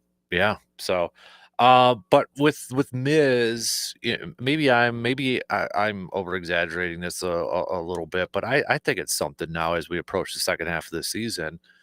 Is it going to be something now to kind of watch his pitch count? And because he hasn't gone over 100 innings, in his minor league career and such. I mean, at the most has been in the 90s. So, is this something that you think that the Brewers are going to be mindful of going forward, which right now they're in a playoff chase, and if he is your best pitcher, one of your best pitchers, you'd like to have him out there, but at the same time, you're looking at long-term with this too. Yeah. I mean, it's something that, because you mentioned I forget the highest total, but you're right. It's somewhere in the 90s. So generally teams aren't taking young pitchers from pitching 90 innings in a season to 180. Mm-hmm. So it's something they're going to be keeping a very close eye on. And so as this year goes on, I think at that point, there's probably going to be some frustration from Brewers fans at some point where they're going to ask, well, why isn't he pitching deeper? Or, do they get a point where they kind of throttle him down? And maybe, if that pitching depth in the rotation kind of bears out like we think it might, if, this team gets a point of the year where they've got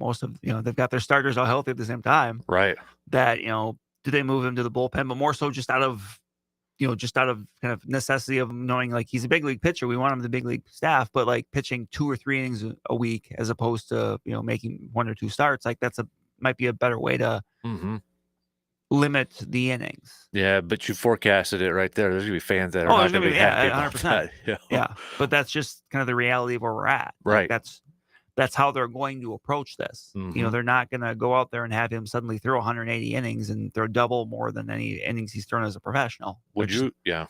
I was going to say, would you agree with Plesac, who said the other day he's the best Brewers pitching prospect already? 3 games into this thing? Like, ever? Yeah. To me, I mean, the one I go back to is Ben Sheets. I mean, Ben Sheets had the pedigree. We famously know he pitched in the Olympics. Like he came in with a lot of fanfare. Yep. I think the difference between the two, and it's not even really Sheets' fault, is just everything around it. Right. Like Ben Sheets came in at a time when the Milwaukee Brewers had a new stadium, and that was kind of about it. You had some good players, but like, I think there's just a much better infrastructure for Mizorowski now. And I think that makes a big difference. Like, the stuff wise, like obviously this is an era where there's going to be more kind of celebration, more hype around people. I mean, I could understand the argument. Right. I still think, there's something to be said for, kind of Ben Sheets early on. And right. But I can understand the argument. And he's someone that pitched for the Brewers. So like he has a pretty decent idea of kind of the history of the program. I guess I could say program, but the franchise. So right. Yeah. No, I mean, so it's You can't ask for a better start to a career, I don't think, right now for the Miz. I mean, he's got, So, he's got as many hits allowed as wins. Yeah, three. I mean, that's ridiculous. So, and then after the Twins one, I mean, it was the first 11 innings of no hit ball to begin a career. So, well, it's kind of one of the crazy things where it's like he won his first 3 starts, but he's not even the first Brewer this year to do that. Yeah, Logan Henderson did it earlier this year. And we had somebody ask, the other day, Mizorowski's great now, but you look at what Logan Henderson did to begin the season. Why isn't Logan Henderson still on the team? And I think it's probably because Murphy kind of alluded to it. He had some injury history that they're being. He did, and I think there's still some development there with him because he did it throwing primarily fastball changeup, and you can do that as a reliever. Mm-hmm. I mean, Trevor Hoffman famously made a Hall of Fame career out of throwing fastball changeup, but like as a starter, you need to kind of develop that third pitch, even if it's just a show me pitch. Mm-hmm. You're show a pitch you throw 10% of the time. Yeah. If that. But they're just right now, it's a luxury they can afford. Mm-hmm. If this was a team that didn't have several other starters that were doing well, Logan Henderson would still be on this team. Mm-hmm. And I think you look at next year, barring an injury or something unforeseen, Logan Henderson will be in that rotation. Mm-hmm. It's just that right now you've got Jose Quintana, you've got Quinn Priester, who I know is didn't have a great start Sunday, but overall the numbers have been good. Mm-hmm. You've got enough depth to where you can kind of be a little bit picky and allow guys a little more time to develop. Mm-hmm. Right. So as we get to the second half of the season, because we're 81 in, we're halfway point. Yep, halfway point. When we look at this, are the questions that you have for this team maybe still the same that you had in the beginning half? Like offense is playing better. Durbin and Ortiz are hitting. But I think we all know too, okay, they're probably going to come down to earth a little bit. Is it still offense? Is it still power bat? Now, I mean, Garrett Mitchell suffering a setback too. Does center field or an outfielder potentially move up on the priority list by the trade deadline and such? What are some of the main questions that you kind of have with this team heading into the second half? Yeah, I mean, I'm still gonna have questions about that infield, especially like third base. Like we've had the conversation, I think it was last week, about kind of Ortiz versus Durbin and kind of what they're bringing to the table. And again, like you said, they're both hitting better now. They're both playing good defense. So like it's not as much of an issue, but still, like this team is an injury away from having Andrew Monasterio either at shortstop or third base play a bunch. And that's, that's just no disrespect to him, but he's just a better reserve than a guy that's playing every day. Right. And, they've kind of been looking into that with, some of the guys they got playing at AAA, Bobby Dolbeck's playing really well. He's kind of a former big prospect elsewhere that's kind of traveled a little bit. He can play third base. Like Anthony Siegler is a guy that's been doing really well for them at AAA. So it's like, they could go that option if they want to, but still, it's like you still like to have somebody else too. Mm-hmm. I had seen kind of the conversation about a guy like Jamer Candelario, who got released by the Reds, who's not that far removed from playing a really good third base, hitting well there. It's like, well, the Brewers take a shot at him. It's like, well, I guess maybe, but there's probably a lot of teams thinking that way too. Right. And you mentioned the outfield. The good news is Perkins got elevated. Blake Perkins is moving up to AAA now in his rehab start. So I mean, obviously that's kind of the last step for him and coming back, and that would be a big get. No disrespect to Das Cameron, but Blake Perkins is a better player. Right. Like that's just the truth. Defensively, he's a way better player. That's just the facts. And right. That would to get him back as kind of that fourth outfielder would be really, really big. Mm-hmm. And especially defensively, because we all know what he can do defensively. But as a capable bat as well. But that's going to be the question going into the trade deadline. Like if this team is in striking distance, you feel like it's going to try to do something, and it's offense somewhere. Mm-hmm. It's maybe a reliever. I guess it feels like the Brewers could always add a reliever, add a bullpen. Yeah. Starters. We'll see what it looks like then. But if they get healthy there, like you kind of feel like, okay, they have a pretty decent group there of guys that you could deploy out there. So it's just going to be, I think, a matter of where they're at those spots. It feels like too. I mean, the I don't know if it's kind of an awkward or just bad timing situation, but I mean, Nestor Cortez just feels like that is a guy that they could trade, but he's been hurt for so long. How much could you get in return? And he's supposed to be after the All-Star break and such. So it's that weird timing. Situation. That's just one where I don't think you're going to be able to do that. I think you're just going to get, you just hope you get him back and he can be productive. Right. Like that's kind of all you're hoping for at that point. Mm-hmm. And, Robert Gasser, I think just because of the numbers, they may afford to be a little bit conservative with him. Mm-hmm. Because remember, he pitched in the big leagues last year, but he didn't pitch very much. He Right. only pitched a handful of starts.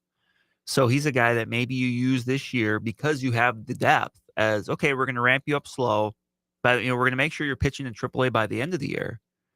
And then you can kind of have a full off season. And then 2026 is really when you have that shot to, jump into the rotation. I'm glad you mentioned Robert Gasser because we had Big Worm saying if Woody doesn't work out, we also have Gasser waiting in the weeds. He pitched phenomenal last year until his Tommy John. What do you think? Let's go all in, darn it. But I guess I'm operating on the assumption Gasser's not going to pitch at the big leagues this year. I mean, he could, but I just think that, again, assuming all things being equal and that they're not, it's not a need because of injury, you just can afford to take it a little bit slower with him. Right. Because you still know that, some combination of your 5 is going to be pretty good. Right. I mean, would it, because you still have Logan Henderson though too, Right. right? I mean, him as an option to come up as well. So I feel like they would, you had the luxury, if you want to say, to be patient with him. Someone we're not really talking about that is actually pitched Tobias pretty, Myers. I was going to say someone that's actually pitching pretty well in AAA right now. Yeah. Tobias Myers. I think because I was just looking him up yesterday, his last 2 starts, 0.00 ERA. So I Can't do much better than that. Right. And that's a guy who pitched in big games last year. Right. Remember, he pitched so well in game 3 of the wild card round. So, and just had a really good year. So you just have this group of pitchers and it's just like, okay, well, how is this going to work out? Well, we'll see. But if you have a good group you can pull from, I mean, you're already ahead of the game. Right. I just, I think one of the biggest questions that Brewers fans are going to have, because now they've put the team has put themselves in this position. They're 3 games back from the Cubs. They're second in the wild card race right now in this deep National League. I think one of the biggest questions fans are going to have, and maybe it's going to end up being a grind my gears, is are they going to make a move or not? Yeah, are they going to make a move that moves the needle? Right. As opposed to kind of trying to add on the margins. Right. Like how serious, are you taking this? And again, that's a little more than a month away. So there's a lot that can change then. Right. But right now it's looking like in the Central, a 3-team race. I mean, the Reds are still right there too, but it's going to be a bit of an arms race. We know the Cubs are probably going to be looking to add a starter. Yeah. Maybe they might add a third baseman. So they're, there's quite a few teams that could use a third baseman outside of the Brewers. So if you got one, if you're the Diamondbacks and you got Eugenio Suarez and they're only a couple games out of the wild that's card it right too, now. They're still in it. But Yeah. given, the injuries to, Corbin Burns and now Corbin Carroll and whatever, it could almost be an opportunistic seller, even though they really made an effort to, kind of beef up their payroll and stuff. So they probably don't want to be a seller, but you might have to look at the market and say, look, we don't want to, but this is a market where we have to. And, Eugenio Suarez would be a third baseman that would help anybody. I mean, he's a big power bat. That's a guy you could park in the middle of a lot of orders and he'd be a difference maker. So you're saying you would love that for the Brewers? I would not mind that. I would not mind that for the Brewers. I mean, but they're going to have a lot of competition for his services if the Diamondbacks decide to go that way. Do you know if he's still under contract control? I think he's a free agent after this year. Okay. All right. So I was just kind of curious, but which I think in some ways, that's not a bad thing for the Brewers. A little bit cheaper, I would think, right? Yeah, I mean, in theory, yes. But also, I mean, again, you're going to have a lot of people after him, but, it would just be I'm just trying to think realistically. That's, I think, a realistic target. And I know, we've talked about him before, but I mean, Brewers fans are going to see him and, this weekend too is from the Rockies, who I feel like has been, a trade. Ryan McMahon. Yeah, a trade guy for the last couple of years. So, I mean, is that another option as maybe the second kind of third baseman, second tier third baseman potentially available? Potentially. I mean, I'm not as in on Ryan McMahon as others are, just because his career splits away from Coors Field are pretty bad. Yeah. And Eugenio Suarez is a free agent after this year. But and McMahon was still, I believe he's still under contract for next year as well. So, I mean, he's someone that's been connected to a lot of teams too, plays really good defense, a left-handed bat, has some power, but he's just one of those guys I haven't been as enamored with as, some other people seem to be, just because his numbers away from a very hitter-friendly ballpark worry me. You're right, because I'm looking at his splits right now for just this year. Home, he's a 270 hitter with an 8.888 OPS. I mean, okay. But away, 180 and a 583. Right. I And mean, it's there's kind of, and it's kind of similar throughout his career. I looked up, it was either yesterday or the day before. Like his OPS away from home for his career is like 650 or 660. So it's below average. Yeah. Like well below average. Right. So, I mean, that's essentially what Caleb Durbin is doing for the season right now. yeah. Well, maybe if he hits a couple home runs at AmFam Field this weekend, it might change. There we go. He can help his own cause. Although, given and we'll talk about this, I'm sure more when we talk about the Rocky series, but given the Rockies and the way they operate, you cannot depend on the Colorado Rockies to do the smart thing. Right. Yeah. Well, let's talk about that series. We'll take a quick break, and then we'll finish up this hour talking some more Brewers baseball. Then we've got a little Pump the Brakes, Full Throttle, brought to you by AJM Automotive, and then Cream of the Crop, Bottom of the Barrel. We'll hit all that up coming up after these quick words.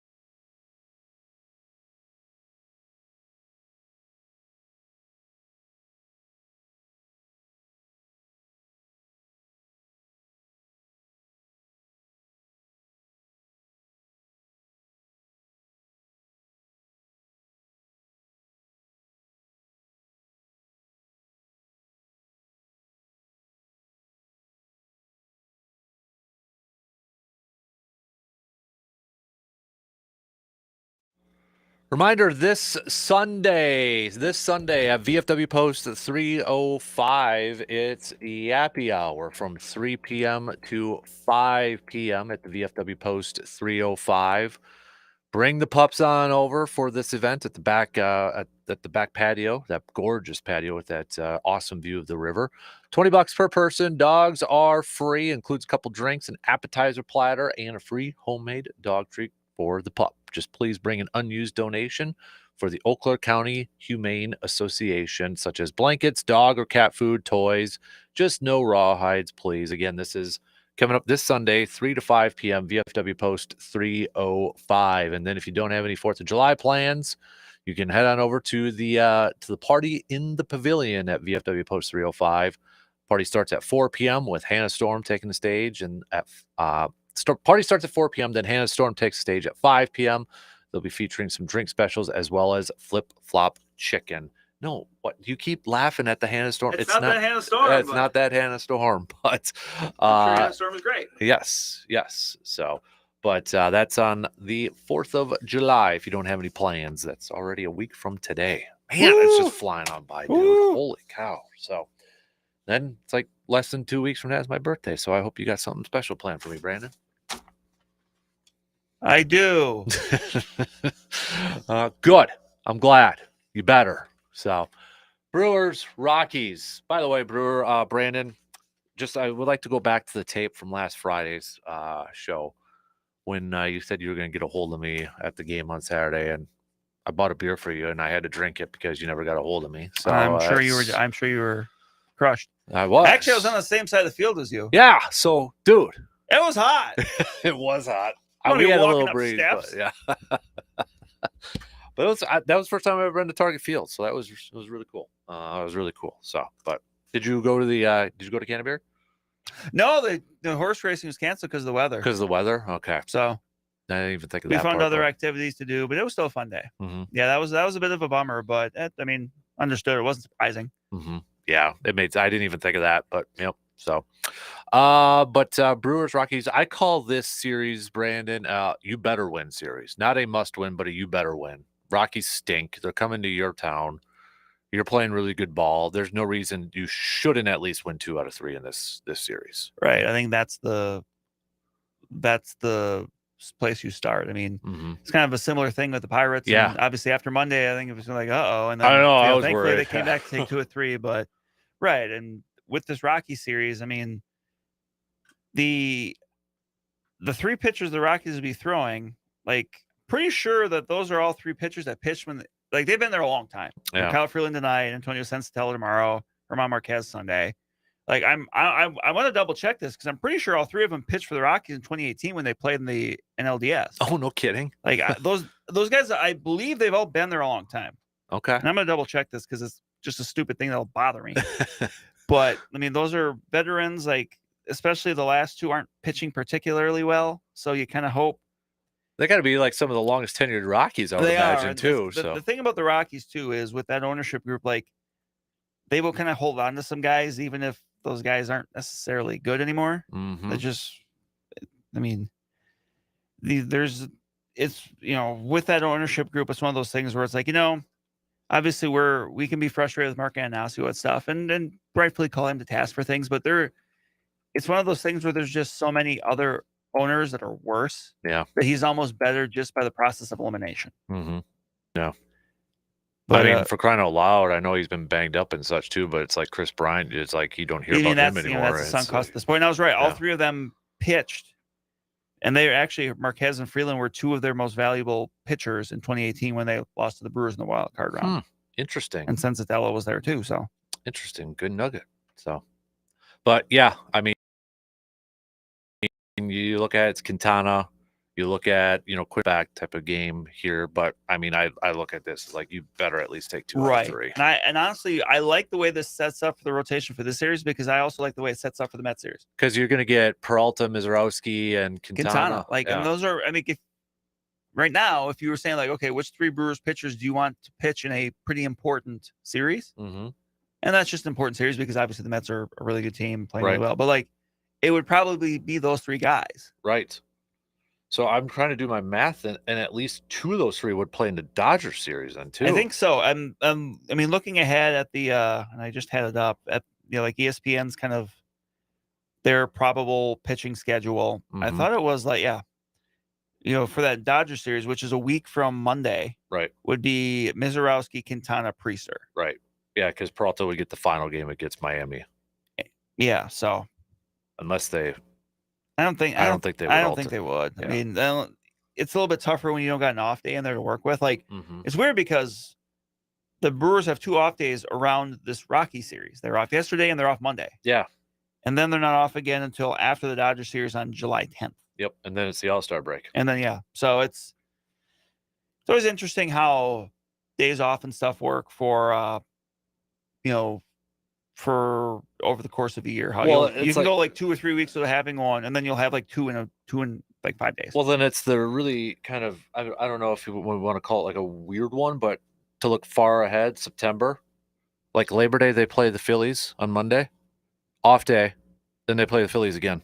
Oh yeah, and I think that's because they're playing on Labor Day, and then they mix in that like having it Tuesday instead of like Thursday. Yeah, it's kind of weird. Yeah, it is, but that's just that's almost kind of like the opening day thing. Hey, let's have opening day on Wednesday, and then not play Thursday, and then it's just kind of Friday. One of those. It's how the cookie crumbles things. Mm-hmm. So, yeah, I would expect nothing less than at least 2 out of 3 in this one. I don't know how if much. not, you're gonna, we're gonna be talking about like, okay, that was a missed opportunity. Yes. Yep. And they gained a little ground this week with the Cubs and the Cardinals splitting. Well, and that's kind of where I was going to. You look at, if we do a little scoreboard watching. I mean, Cubs are going up against the Astros, so I mean, there's an opportunity there. Astros are playing well; they're a playoff team right now. The Cardinals, they're going up against the Guardians, so I mean, Guardians have something to play for here. So yeah, obviously a couple. Those are no tin cans there, right? And I think the Reds are going up against the Padres, so potential to maybe move a little up and increase a little bit of a gap, right? Possibly. So yeah, 2 out of 3 would be good.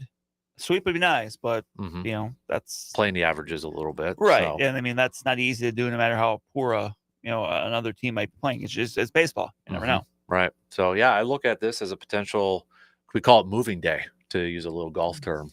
Moving weekend, yeah, for the Crew. And then if they win this series against the Rockies, and for the month of June that we've talked so much about, I call it a successful June. Right. Yes, it was a little bit of a downer with the Padres series because you had opportunities. Braves, you dropped that series, but for the most part, you look at it overall, I think you probably take that.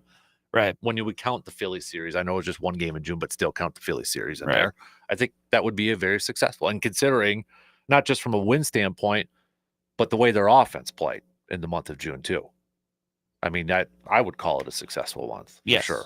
So, and it's going to be interesting too with this. If they get closer to the Cubs, Brandon. I mean, they only play them 2 more times. Right, and that's near the end of the. No, that's end of that's July. Sorry, that's the Cardinals. Yeah, that was the Cardinals. I was thinking about, like, they only play them twice more, and it's like right at the end of the year. Yeah. It's in September, and then Cubs are the final week or the final series in July. So that final week there.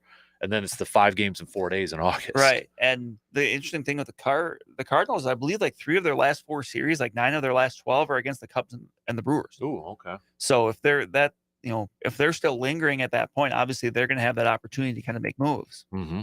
Right. I was thinking about like one third baseman that I think everybody thought was going to get traded in the offseason and hasn't, was Arenado, and I don't think the Cardinals will at this point. No, but you just kind of wondering. Yeah, as long as they're still contending. Right. But that was, I think everybody just assumed it was going to happen at some point. I mean, I think there was the rumor that he had turned down a trade to the Astros. Mm-hmm. Yep. So did I see benches cleared after that Cardinals-Cubs game yesterday? I think there was some hubbub. Shocker. Wilson Contreras was involved. Oh, wow. Okay. I think he got hit by a pitch, which I'm not going to be one to defend the Cubs here, but like they weren't going to hit him to bring the tying run to the plate in the 9th inning. Like they didn't throw at him on purpose. Just when you crowd the plate, and you kind of when your swing path always brings your body towards the plate, like you're going to get hit. Like it's. Yeah, and I was against his former team. This is a rare thing that Cubs fans and Brewers fans just kind of look at each other and go, "We know." Yeah, we know. We get it. So yeah, that was after the final out too, because the relief pitcher was like pounding his chest or something. Yeah. And Contreras got offended and took a few steps, and sort of thing. But that's. I think that's just one of those things that when you're the Brewers fan and you're watching that happen with the Cubs and the Cardinals, you're just going fight. Yeah, because then people get suspended and miss games. You're just trying to be the instigator in that point, the third-party instigator. Yep, totally agree. All right. Only got about a minute and a half here to the top. So coming up next hour, we'll do some cream of the crop, bottom of the barrel. We'll also do a little AJM automotive, pump the brakes, full throttle. I do want to talk a little local sports thing with the WIAA, kind of some of the rulings, and just kind of touch on that a little bit. Obviously, I think one of the big ones that's very hotly talked about is the shot clock. Yes. That will not be coming. At least anytime soon right now. Right, not right now. Not right now. So we'll just kind of hit that up coming up in the next hour here too. By the way, Brian and I are going to do a podcast top 5 after this. Yes. Top 5.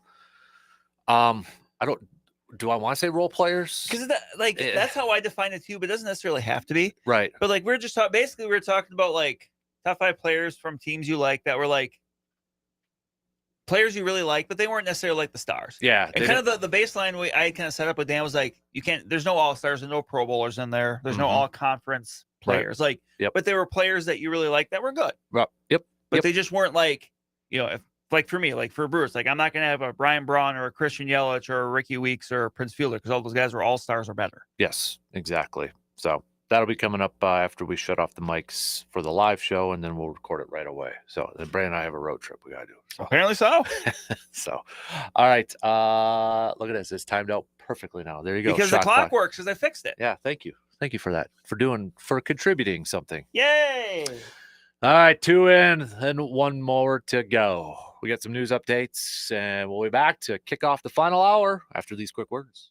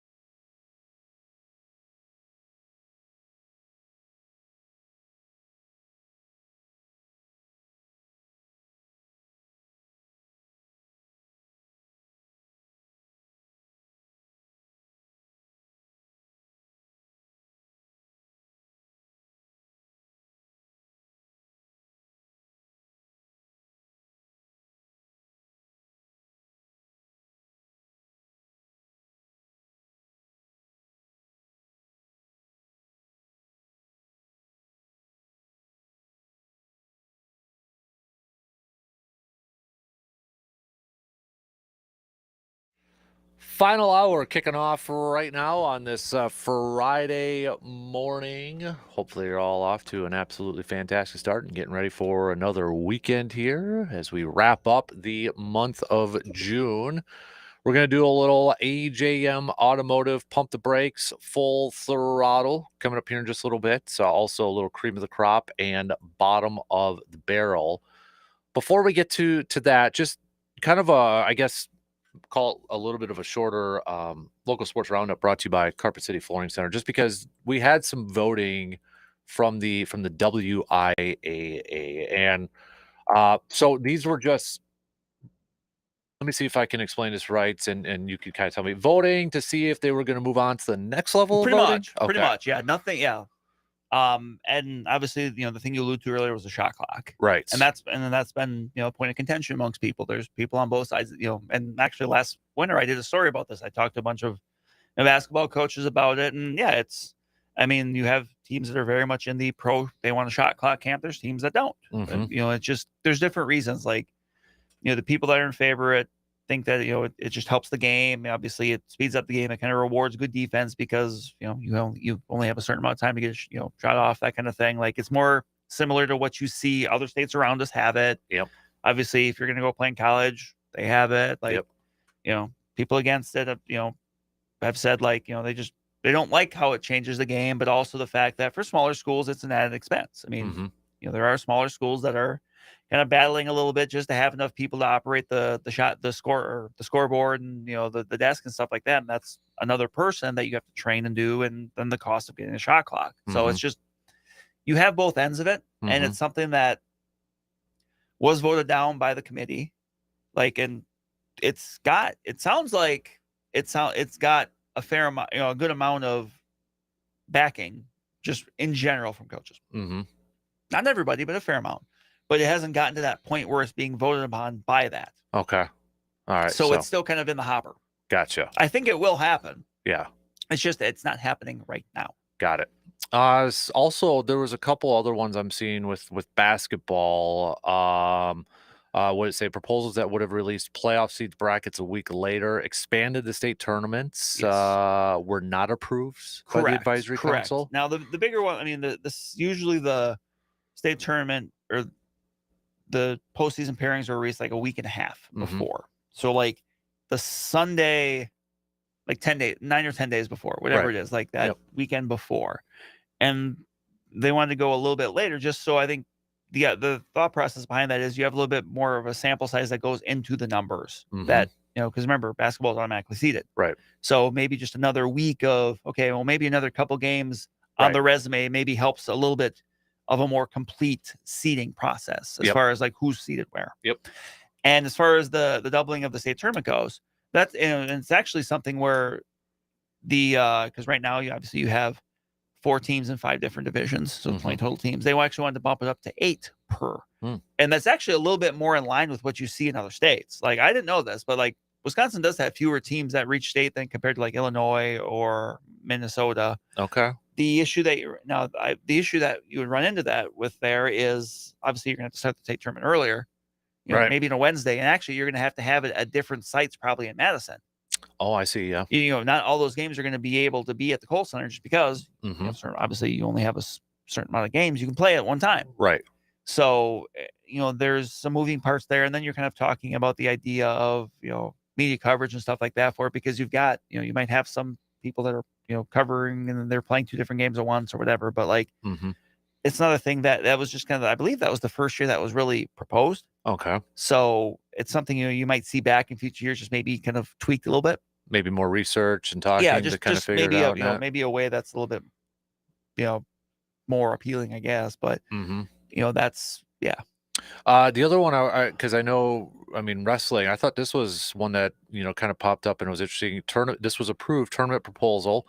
It says here from the WIA Twitter account, tournament proposal for the 25-26 season based on data obtained by the Wisconsin Wrestling Association will equalize divisions in a qualifying process, eliminate the regional round of tournament competition, and replace the Tuesday team sectional with an expanded Saturday team sectional tournament. So no more regionals for wrestling, it sounds like. It's going to be, it's an interesting setup. I mean, that's you don't want to say radical because that just kind of gives the wrong connotation, but it's different. I mean, Mhm. it's going to be a lot to kind of take in here. Right. So that one kind of like popped up on I'm like, oh, okay. So taking away a regional Yeah, because for side those of of you it, that but don't know, like, and you talk about like the team sectional, the way it used to be was like you'd have a regional on Saturday, Mhm. and then your top finishers would advance to individual sectionals, which would be the next Saturday. But then that Tuesday in between, your regional championship teams would meet for a team specific sectional. And that's how you determined who went to team state. Okay. You'd have like 4 teams, and then you would have semifinals and a final that night. Gotcha. Okay. Did anything else kind of pop up for you? I mean, I Not know there was really. Not some really. I mean, hockey there's stuff, some other but you there was know, some other stuff. Those were kind of the big things. I think there was a thing of basketball about like the opportunity to wear like um different jerseys at home, like your road jersey at home a couple times. Like Yeah. that doesn't really faze me, but Mhm. like the things you mentioned, I think were kind of the big things. Yeah. So, and again, these are just like the advisory Right. council Yeah, that it's not those if they would have said yes to something, that doesn't mean they would have been kicking in right away. Mhm. Uh, just really quick too for basketball, yeah, because I see the Jersey one here too. It said when a statistical seeding tie occurs among 3 or more teams, head to head will be reviewed among all the statistically tied teams. Right. So, Yeah. And I think the other thing too that will be important, if I remember correctly, was that the WIA is going to publish kind of their formula for seeding.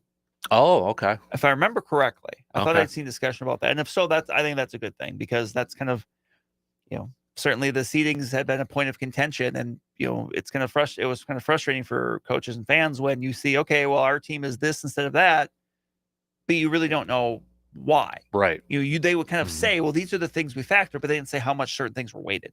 gotcha. So it's important Okay. to know, okay, well, is strength of schedule important, or is the amount of victories important, or what? Mm-hmm. So Right. I just think transparency, especially in that instance, is a good idea. Like, I don't think you're going to have teams that are trying to quote unquote game the system, Right. because like you're really not going to do too much different. Like, even if, say, the seeding formula really rewards wins, like, you're still gonna have teams they're not just gonna load up their teams with, quote unquote cupcakes, because they're still gonna want to be tested for the postseason.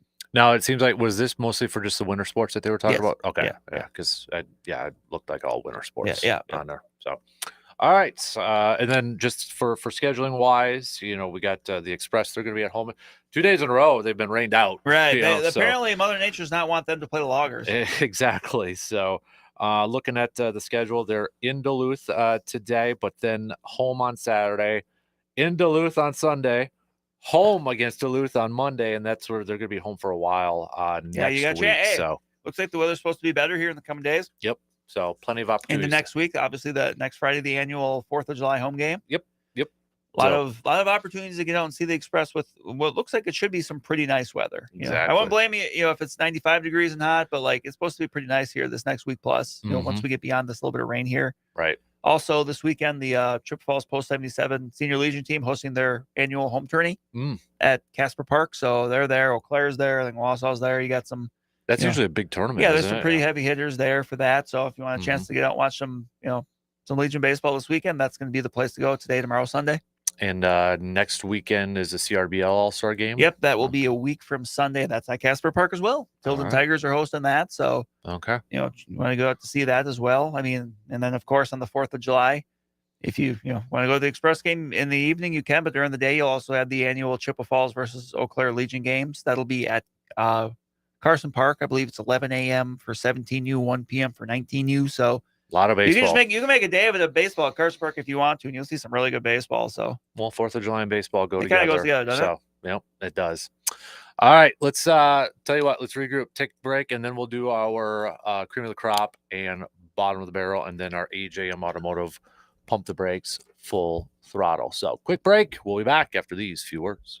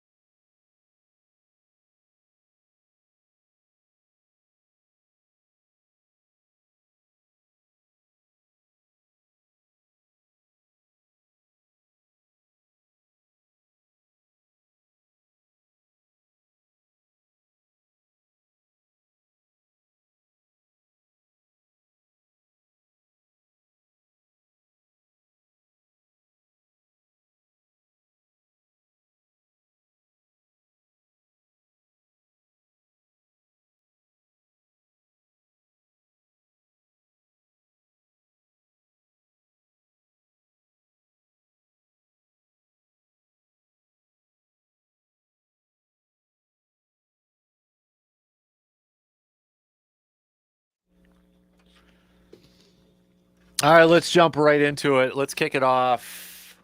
Well, we'll do our pump the brakes, AJM Automotive, pump the brakes, full throttle. We'll get to that, but we're gonna lead it off first with our cream of the crop and bottom of the barrel. If you want to chime in with your picks, you can absolutely do so. You just gotta hit us up with a quick text on that Shoe Doctors bullpen line at 715-830-1912.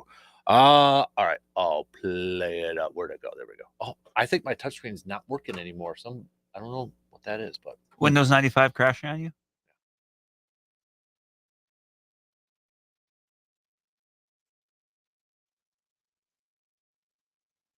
all right, Brandon, who is your cream of the crop?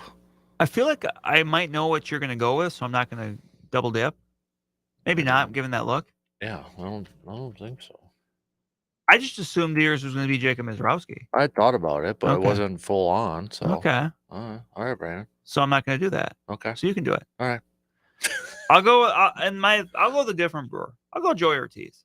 Because as bad as his first couple months were, and trust me, they were bad. Like, we all know that. They were bad. Like, you look at it now, like the last month he's hitting 277, 318 on base. Like that, last couple weeks, obviously a little bit more with the 2 home run game and stuff. Like, starting to come around. Like, really, I think the really good thing to see out of his 2 homer game earlier this week was like he was pulling the ball hard. Mhm. Like, it looked like he was on it. Like, there's so many times that this year he looked lost. Yeah. Like, there was no hard contact, just kind of lost in the woods, but kind of looks like maybe he's starting to settle into a bit of a rhythm. Mm-hmm. And you know what you're going to get out of the defense, but like getting any sort of offense like that, I mean, that's just gravy. Right. And it's just kind of good to see him kind of hang with. Look, maybe Pat Murphy being a little bit more patient than a lot of us, including myself, wanted him to be. Yeah, that's the one thing with Murphy, though. He gives guys opportunities. He does. Right? He does. Now, I mean, that was one where, he was very much, I kind of felt like at that point of like, okay, what's kind of like, the old saying, Hooper, get off the pot. Mm-hmm. Like,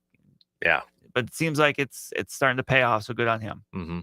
Yeah, I was going to go Mizrowski too, by the way. So yeah, and that's kind of what I thought. So I don't want to double dip for you. Yeah. No, I mean, for everything that we've already kind of said at this point, I mean, it's what else do you say? Right. So, all right. How about bottom of the barrel? Now, this is something that's annoyed me for a while, but I saw it really kind of pop up with other people this week. So maybe it's a good time to address this. It really annoys me that the NBA doesn't process their draft day trades at the draft. Yes. Yeah. We've talked about that. Yeah. Where like you've got like how many different guys going out there, like they're taking their picture wearing their hat with a team that they're not playing for. Yep. It's just stupid. Like you can do it. Yeah. They just don't. Yep. It's so annoying. And then like even last night, like second round, like pretty much every pick that was made had a little precursor of like proposed trade to whoever. It's like you can do it. Right. Other sports do it. Like it's not hard to do. You're just not doing it. Yep. It's just annoying when you're watching and you're like, oh, well, they, this team drafted this guy, but really they're doing it as part of this trade here. It's like, just, I don't know if that has to do with like when the league year and stuff. Yeah, but it like, is. It's but still, you can change the rules. Dumb. You're the NBA. Like, just say, hey, we're going to allow you to do this. Right. Like, it's annoying. Dumb. It's incredibly dumb. And And actually, it can be kind of confusing. To mine a little bit was just the NBA draft overall because I think I don't like the 2-day thing. I like the NFL 3-day. I don't like the NBA 2-day. But you don't need to stretch this thing out. You don't need to stretch 2 rounds out 2 days. Yeah. Like the second round, who cares? Mm-hmm. Like, I don't want to say who cares, but like, obviously, like I always liked the way the NBA had it before, which is like, it's in one night. Mm-hmm. We do you do the 2 rounds and it's just all done. Right. Like this just seems like it was very Spaceball 2, the quest for more money coded. Yes. Where it's just, they were just like, wow, we got to find a way to stretch this out a little bit more. Trying to copy the NFL in a little bit. And it's just, there's no draw to the second round. How many people, I mean, okay, yes. How many people, like, John Tange was probably it. We and knew. Johnson from Marquette. That's about it. But, yeah. But like, how many people, Jones? Yeah. And that's like the thing is like, oh, we can't believe so-and-so fell in the first round, Right. There wasn't really too much of that. Like, it's just, it's not the same. It isn't. It absolutely isn't. And it's just, I just hope it's not a long-term thing because it just was frustrating. Yeah, it definitely was. And I know I've just reading between, and this has been a frustration for me, I think, for the last couple of years too. And I've seen some other college basketball analysts talk about this leading the draft. One of them was Jeff Goodman, I think, tweeted out, watch our show because we're people who actually watch college basketball. Right. You know, and Right. outside of Jay Billis, Right. who is awesome. Right. But you look at them like, do you guys know some of these players? Right.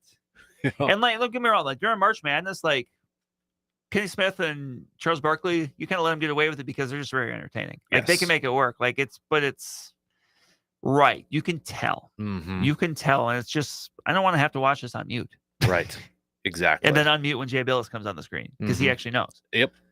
So, all right. Well, kind of, I had the same Yeah, I guess. cream of the crop, bottom of the barrel. So I was concerned about stepping on your cream of the crop, but I kind of stepped on your bottom of the barrel. But hey, that kind of actually transitions into our pump the brakes full throttle for AJM Automotive. So, Shams said that Giannis was really paying attention to what the Bucks were going to be doing with their second round pick, like really focused on this. And so the Bucks draft a 6'11" kid from Serbia. Bogo. What was I don't know how to pronounce his name, but the first 4 letters of his first name are Bogo, so I'm calling him Bogo. Yep. Buy one, get one. Yep. Buy one, get one. There's the nickname. Got Bogo. it. Got it right there. I mean, you talk about how, small Mizorowski is. This kid's 6'11" and listed at 190.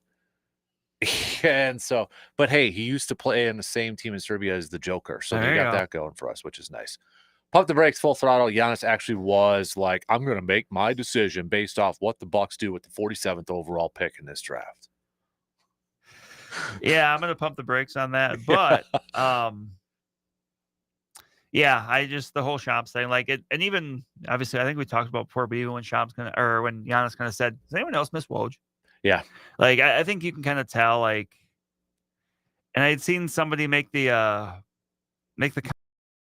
comment about in the follow-up all of this, like, oh, what does Giannis think of the pick? He's like, well, he probably really likes it because that still means there's an open spot for Thanasis. Yeah, Because that's why I saw obviously that too. Yeah. Yeah, because Bogo's out, he's obviously still a couple years away. Right. So it's like, well, maybe that means there's a spot for Thanasis. But like, it just strikes me as just like we're being told we have to talk about this, so let's try to manufacture something. Like, there's really nothing tangible. Like, wasn't Giannis working out with Bucks teammates in Greece? Yeah, he was.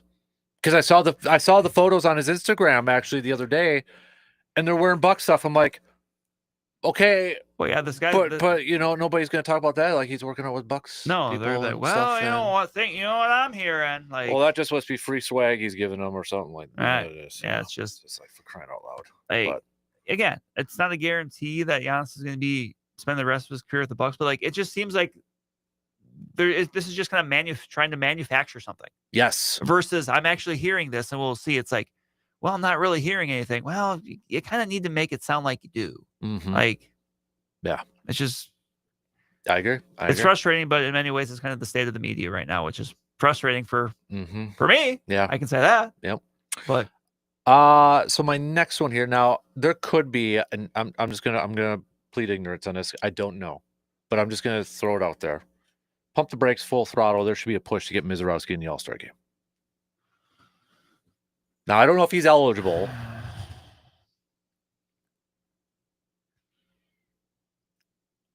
I'm still going to pump the brakes on that because he's going to make, what, 2 more starts? 2 or 3 more starts before the All-Star. I think it's yeah. Mets, Dodgers. It's close. Probably 2. Probably 2. Yeah. I'm going to pump the brakes still. Like, Okay. I just, like, as cool as that would be to see a guy, I mean, but still, it would be 5 starts. Mhm. Like, they could be great. Should Major League Baseball push it, though? No. Because then you get, No. you could go, but Brandon, you could go like this.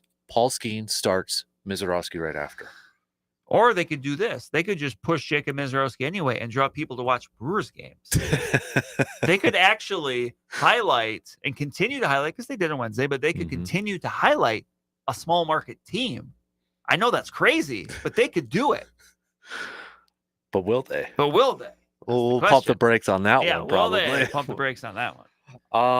I think it would be cool, but I'll pump the brakes. The difference is Skeen started his career earlier last year. He did. He got the start in the All-Star game, but he started off a little bit earlier. Right.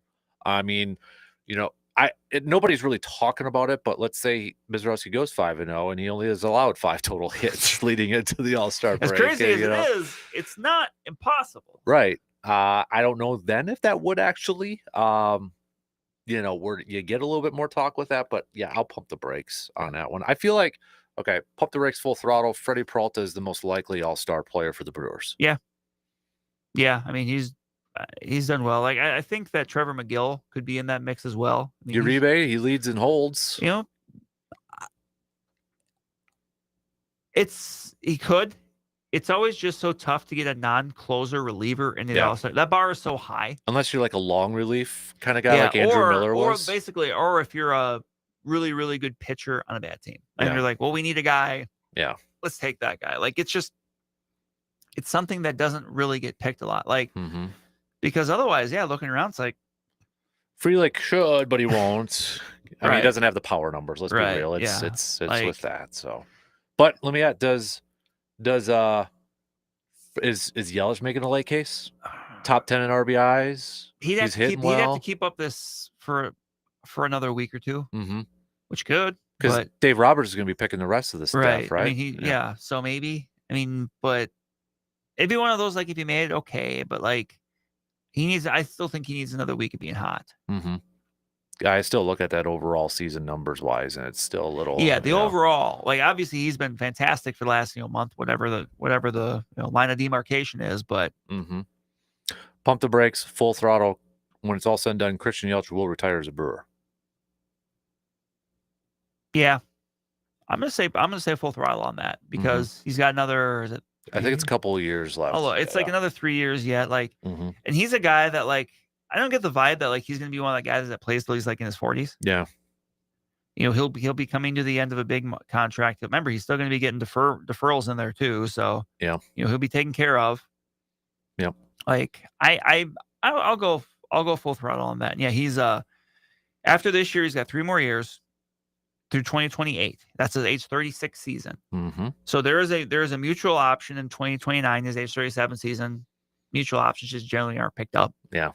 And then starting in 2031, he'll be getting $2.3 million for the next like 11 years. Not a bad way to earn a living. No. Whether he's playing baseball or not. So right. So I don't know. I could see him when he's done just saying it's, you know what, that's good. Yeah. Which would be kind of weird that we have a Brewer who signed a long-term deal that might finish it out. Yeah. Play it out. Because Braun didn't play out his. I think he retired early before it all, or was he a free agent? I think he might. Let me check and see. Okay. I can't remember if he was or not. So I'll double check on that. Pump the brakes, full throttle. The Brewers right now should be working on a contract for Jacob Mizorowski, a la the Freddie Peralta deal. Whew. I'm sure it's already been in their head. Or I guess I could throw in the Aaron Ashby because they did the same kind of with Aaron Ashby.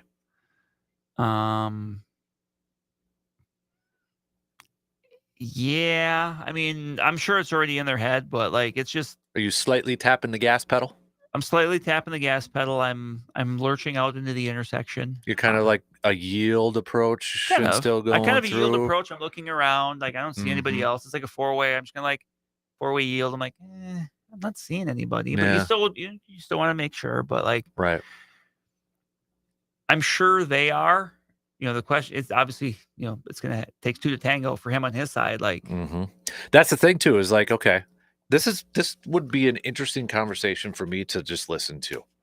It would be, okay, you're Mizorowski. Obviously, we know the potential and the hype and all that. You play it out, you're gonna earn some big bucks. However, you do throw hard. There's going to be some talk about like, elbow injury, shoulder. Being that big, that lanky, like it's something I ever thought about. Like, it's inevitably at some point this could happen. Right. So do you want the security now in case that happens? Right. Or do you bet on yourself where and you that's could it. potentially win more? It's the big play of like, getting it, guarantee versus future upside. Yep. So I'm going to go back to Big Worm. He had a question since it's still Brewers. This was a little bit earlier, so I'm not sure if he's still listening. But talking about like the trade deadline, let's go get some bats. Agree or disagree that the last time we went all in was the CC Sabathia year. Pump the brakes, full throttle. Was that the last time the Brewers went all in? So I wanted to save this and ask you, our Brewers expert. No, here's the thing. Offensively, I guess, well, I guess not even offensively. I don't know, because I would say 2011 because they traded for Greinke, they traded for Markham. Yep. That was Prince Fielder's last year. Yep. In Milwaukee. So that I would say 2011, like 2018, like even after they lost Game 7 to the Dodgers, I didn't have the feeling like, oh my gosh, they're never going to contend again. Like 2011, you knew it was the end of a window. Yeah. But even 18, that's when they acquired Moustakas. They acquired Moustakas. Was that the Jonathan Scope year too that they got? Yes. Okay. It didn't work out, but it was a big move. They got Joe Gonzalez, like Curtis Granderson. Yep. Like, so it's just kind of nothing. It's going to be so hard to ever top the Sabathia trade because of where the Brewers were at that point. Because that was we're trying to get over the hump. Yeah. And really, they've been over the hump for the most part since then, especially since 2017, 2018. So, and that was such a big deal because it was the move to get them over the hump. It kind of set the tone for things in the future years where they didn't necessarily have to do that because they already did it. You'd have to go over the hump again if you're already over the hump. So I feel like depends on how do you define going all in. Right. Because I feel like that 08, even when they acquired CeCe, did we feel like they were going to win a World Series that year? Probably not. Because I agree with you. Like I was a part of that family. I was like, that was our first time. We were just happy to be there. Like, the thing was just make the playoffs. Right. Because they made the playoffs in 26 years. Right. Where 2011 was like, hey, there's championship goals here now. Do it. Right. And when we won Game 5 and we found out the Phillies, who were the top seed, were out and we had home field, we're like, I started looking at World Series tickets. Yeah, I was like, hey, Cardinals, I'm not worried about the Cardinals. Right. I was dumb. Yeah, exactly. That's like, I remember we were in the parking lot after Game 5 and found out, I'm like, oh, dude. And I remember going out to eat I was living in Rapids at that time, and one of the workers at the bar that was a big Brewers fan, we were talking, like, looking at World Series tickets. Like, all right, we're going. Right. Didn't help. We won Game 1 of that series either against the Cardinals, so. Yeah, I mean, I remember that, winning Game 1 against the Cardinals, just like sitting there thinking like, wow, the Brewers are 3 games from the World Series. Yeah. That it just blew my mind. And obviously they only got, they only won one more game in that series, but like, I would say 2011 would be the last, like, that's the last time I would legitimately say that they kind of went quote unquote all in because of Greinke and Markham and knowing it was Fielder's last year. Yeah, I remember when we found out about that Greinke trade. Now, how much would you factor in because I mean, remember before 2018 when they acquired Yelich and they signed Lorenzo Cain. And that's a good point too. Like when you say going all in, it doesn't necessarily have to be like a trade deadline move. Right. Like that, because remember the year before they were eliminated the second to last day of the season. Like they were right there. And, that was kind of a year where they were kind of hanging around. And I don't think people expected them to. Right. So that was, I think, kind of the year they said, okay, we're pretty close here. So maybe I could see I could see making the case for that too, where trading for Yelich and acquiring Cain, like, oh, like they're going for it. Because what was the reaction after that happened? I mean, people were like, oh, World Series goal for that year. They're going for it. Yeah, they're going for it. And remember who they traded for Yelich was like, it was Lewis Brinson. But like it was a pretty decent prospect haul. Right. Now it looks better in hindsight because none of those prospects worked out. Right. But we Lewis were Brinson like, was like a top 40 prospect. We were like waiting, that's the next big guy, Brinson, Asan Diaz, Jacob Yamamoto, and somebody else. But like that was at the time that was looked at. And remember when they traded for Yelich, like Yelich wasn't the Yelich he was in 2018, 2019. He was like a 20 home run kind of guy. But like the Brewers saw that there was more there. Right. And obviously that investment that they were right. Yeah. But I could be talked into maybe 2018 because those were two, and I guess in two ways, not just with the prospect capital they gave up the Yelich, but the fact that that's the biggest free agent contract the Brewers have given out, right? Lorenzo Cain. I think so. I believe so. Yeah. And they did it, like at the same time. Day. Yeah. When you do it at the same time, it really kind of speaks to like, it feels all in. Right. Right. And that was also the time too, because Lewis Brinson was there. Brett Phillips, I think, was still, you know, kind of. And but when you like, because I feel like when you say all in, the connotation is like, okay, you're emptying your farm system. Yeah. But you don't necessarily have to. Like all in could be like, we're making a big push. That's how I view it being all in. Like we're making a big push at this. You don't have to necessarily trade every prospect that you have that's worth anything. Right. No, I would agree with that. So No, 20. I could be talked into 2018. Yeah, because I just remember being on the next morning and just the excitement The level buzz. from Brewers fans was just like, holy cow, who Like is this team? Yeah, like they're actually doing this. Right. And so I would put those three. I think that's fair. 18 and 11 along with. I think that's fair. I mean, okay, Pump the Brakes, Full Throttle. Were they more in pushing to go all in those years than in 08 when they traded for CC? Yeah, I mean, it's because again, maybe it's just my feeling. I don't know what their feelings were. Did they feel like they had a World Series caliber team with CC? The thing that's always going to bug me about 2008 is Ben Sheets getting hurt at the end of the regular season. Yeah, because if you go into the playoffs with a rotation of, you had Gallardo coming back, you had Sheets, Gallardo, CC, Sabathia. Dave Bush won our only game that he series. did, and remember, if you're going with a 4, maybe that means Suppan doesn't start that last game, but still, I mean, they were still down 2-1 at that point, so it wasn't all his fault. But like, yeah, it would have been nice to have Ben Sheets start one of those 2 games in Philly. Yeah. But yeah, the CC Sabathia thing is going to always be legendary, obviously because of how he pitched. Yeah, I mean, they rode his back and he carried them. Right. I mean, you could say he was an MVP for the National League that year. Right. But that's how I define it. I think you can view all in different ways. No, I totally agree. And I think it's dependent on what is your definition of quote unquote all in. Are you looking at like going all in by the trade deadline? Are you going all in at just off? Yeah, there's different examples of all that. So I definitely, for me, I would put 18. I mean, if we want to go back further, couldn't I know this wasn't part of the question, but getting Raleigh Fingers. Yeah. When they acquired him. The Ted Simmons deal. Yeah. Kind of going all in for something like that too. So, but Pump the Brakes, Full Throttle, since we're on Brewers, should they be aggressive at the trade deadline, considering what you've seen so far in this month of June?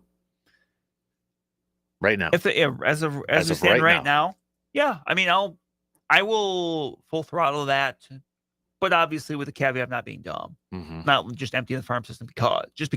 I think that is such a phrase now that a lot of people use. Well, trade and go all in, but the Brewers, I think, and I'm coming around on this over the last few years. That's just not smart business from a small market team like the Brewers, right? Right. You can't like unload your entire farm and try. I mean, even look at the Yankees just a few years ago when they did that, but it took a while for them to get back up there. Well, it's like if you're fishing in a lake, like you're not gonna take all the fish out of the lake in a day.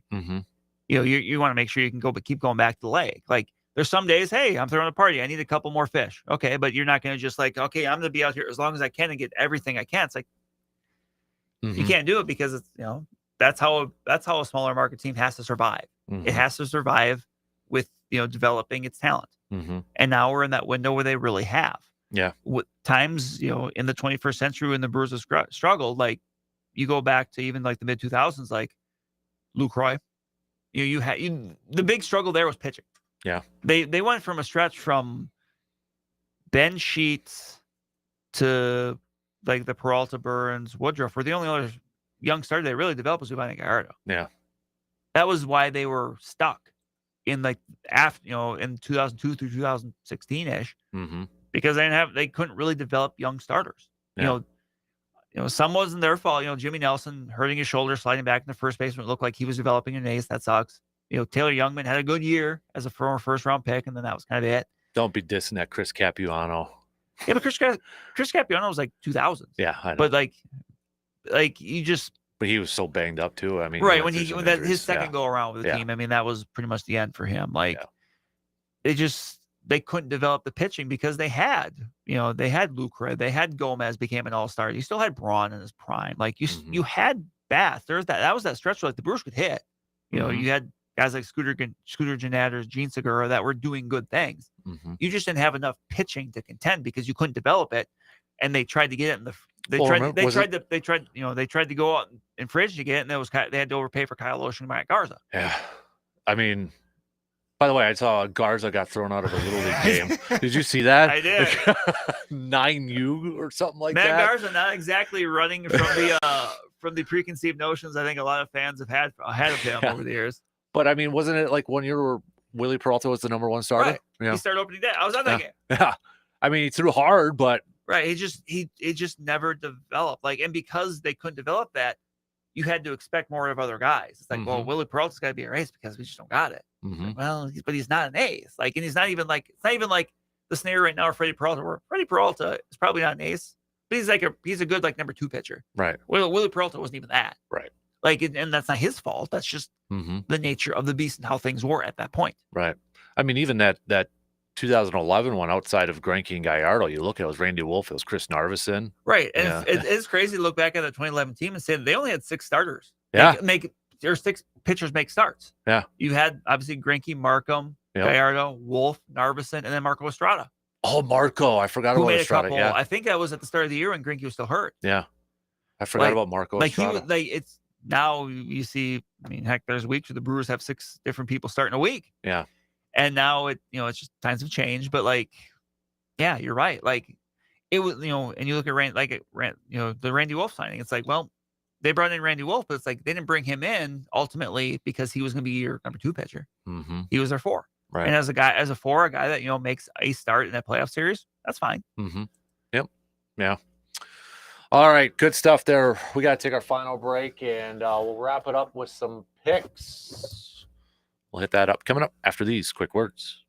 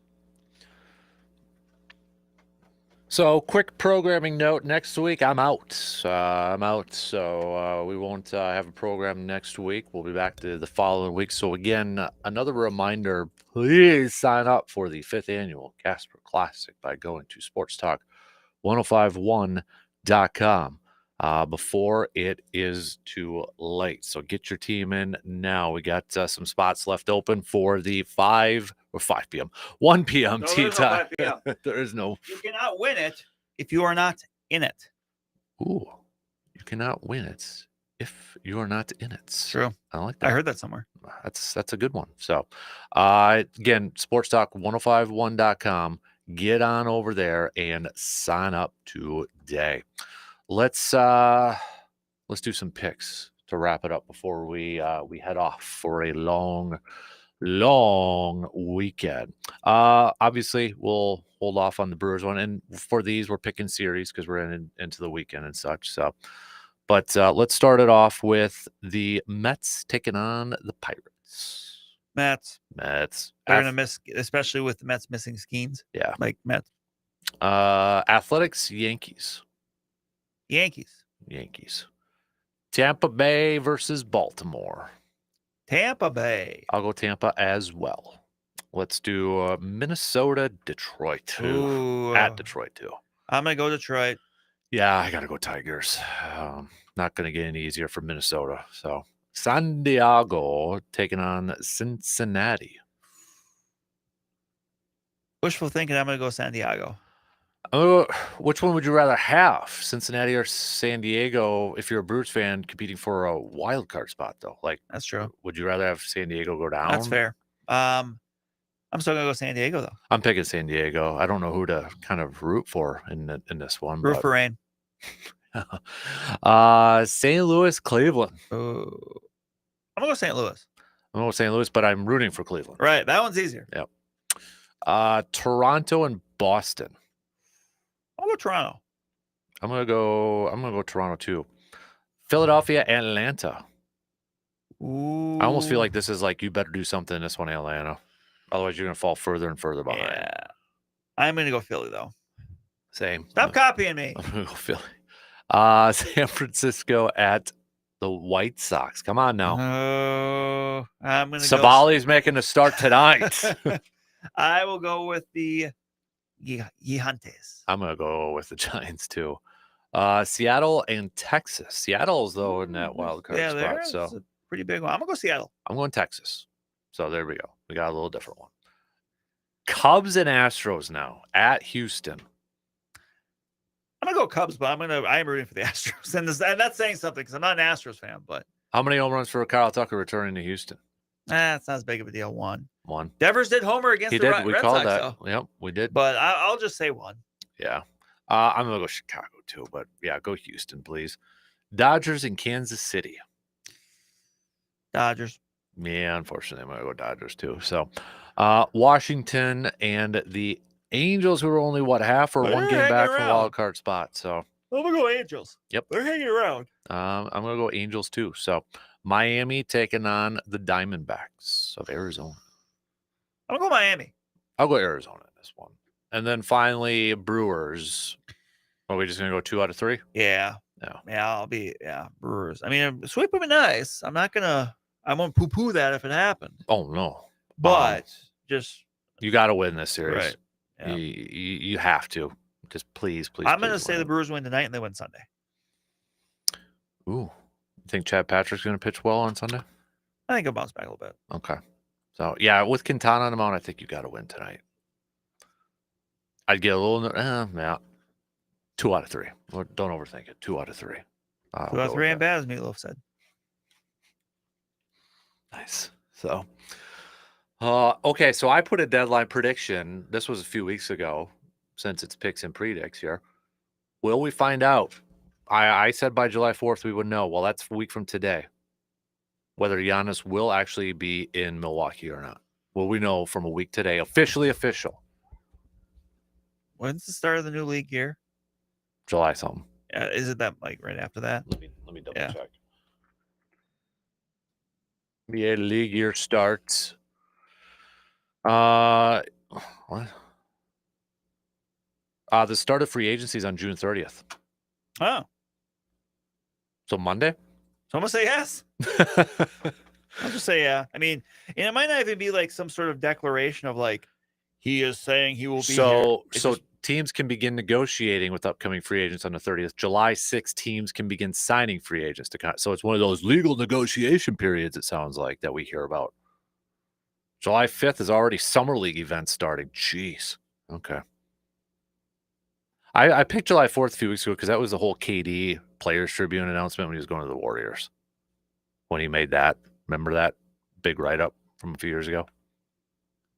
You're not paying attention. No, I don't think we're going to see that anymore. Like, that was just kind of a moment of time between that and, like, the decision stuff. I think, like, we saw, like, that's just not the way to do it. So maybe it is a big week next week.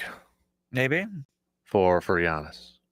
I think we'll know next week. I think so. And like I said, I don't think it's going to be like this big declaration. It just might be like business as usual. And eventually, Shams has to put out that sad tweet that I'm sure he won't be happy to be like, oh, Giannis is not asking. Do you think it'll come from Giannis, or do you think it'll come from the Bucks, or do you think it'll just be like a normal, like maybe a little PR statement saying running it back, another year with the Greek Freak? Signed his extensions, wasn't he the one that kind of?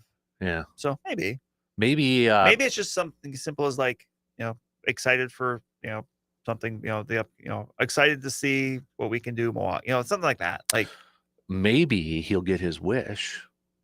And just for a special tweet, he'll reach out to Adrian Wojnarowski and say, hey, Woj, can you just tweet this? That would be funny, wouldn't it? That would be the ultimate kick in the you-know-what to Shams. I don't think Adrian would do that to ESPN and that, but that would be funny. That would be incredibly funny. So, prediction time, 81 more games for the Brewers. How many wins in these 81? Final 81.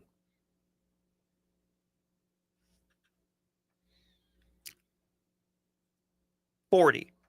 Ooh, that's an under 500. Wait, no, I'm sorry. Yeah, for some reason I was thinking 71. Yeah, my bad. So they had 45 in the first half, 45 wins. I'm going to say 45 again. So they're going to get 90 wins? I'm going to say they're going to get to 90 wins. Which actually might be like a game better than my prediction at the start of the year. I'm going to go 43 wins. You hater. Yep. I'm going to go 43 wins because that gets them to 88 for the season. Well, my prediction at the start of the year was 88. So, I'll go 43. 90, I don't know why I can't get. I did 90 is like, ooh, that's actually something about the 90 wins in this Brewers team. That'd be fantastic. But yeah, I'm gonna go. They feel like an 88 team. Somewhere in the 80s. I'll go 88. After this weekend, they could be double digits above 500 because they're 9 games above 500 right now. And obviously, I would imagine 90 is good enough to get in the postseason, even with the deep National League as of right now. It seems like. Would you say? That's gonna be right in the line though, still, because you think so? I think so. Like generally, 90 is a good number because that's what 90 and. Don't ask me to do math right now. 1972. Mm-hmm. Generally, that's a good number for the postseason. That's 18 games above 500. And here's the thing: like, if they didn't make the playoffs, but they won 90 games, like you can't really be mad at that. If that's just that will be an interesting conversation when we get to if that ever happens. If that were the case, but like. It's almost like an NFL team having 11 wins but not making the playoffs. Yeah. Right. You can't like any other, it's just you can't control what's happening else around you. Mm-hmm. Some ways you could. I mean, yes, but not enough. Right. Yeah. But so. Okay, I got to ask. That hoodie you're wearing, does it have 3 strings? It does. Or 4 strings? It's goofy. It took why does it have 4 strings? I don't know. Like, it's got like blue strings and white strings. I don't know. Like, the first time I saw it kind of mess with me too. I'm like, I saw like the blue ones. Okay, I'm like, what's so if you're watching, Brandon's got one of the Uke hoodies, and it's got 4 strings on there. 2 sets of 2. Yeah. Noah's Ark rules, 2x2. Why didn't they just do white so then you're covered with all the Brewers colors? Is that a new trend for the kids? I don't know. It looks like a comfy hoodie though. It is. Is it? It is. Man, might have to go down to AmFam and try to find one. But because I got a T-shirt. Mm-hmm. Because I was looking at you, I didn't see the other one. I'm like, is there 3? But the blue matched in, so I didn't see it on the other side. 4 strings on a hoodie? I'm not buying that. It's a guitar hoodie, 4 string. I'm not. That's a pump the brakes on that one. Let's put it this way: I'm not a fan of it, but it didn't keep me from buying it. Well, no, I mean I get the color, like okay, but just go with the white then and get rid of the blue since I don't know, but whatever. I've never seen that before. I have not either. I didn't know if you put one in there or something. I'm like, I'm just very string conscious. Yeah. You got to double tighten that thing, double knot it. Hey, since we won't be here next week, should we do this pick? How many hot dogs? Oh yeah, for the big man's back. He is right. Yeah. All Joey right. Chestnuts hot dog. What's the line at? Let me see if I can find the line here. I love the fact that there's a line. There's got to be a line somewhere, right? Unless that doesn't come out to next week, I don't know. But probably not coming up to next week. Well, what's his record? Is it 72? We'll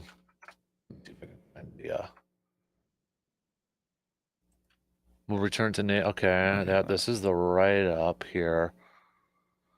Putting away Chestnut. Yeah, so 76 dogs on July 4th, 2021. All right, he's making his return. It looks like I'm seeing from somewhere that DraftKings a few days ago had his over under at 71.5. Oh, okay. That's a good line. It is. So if we do 71.5, does he go over? Does he break his record in his return? I don't think he hit 76. I don't think he hit 76. That's 4 years removed from that. So yeah. Are we calling him washed? I'm gonna say he gets 70. I was gonna say under and around 70. I'm gonna say 70. It's close. Yeah. I'm gonna go under too. So I'm not gonna make it a point to watch it. I don't.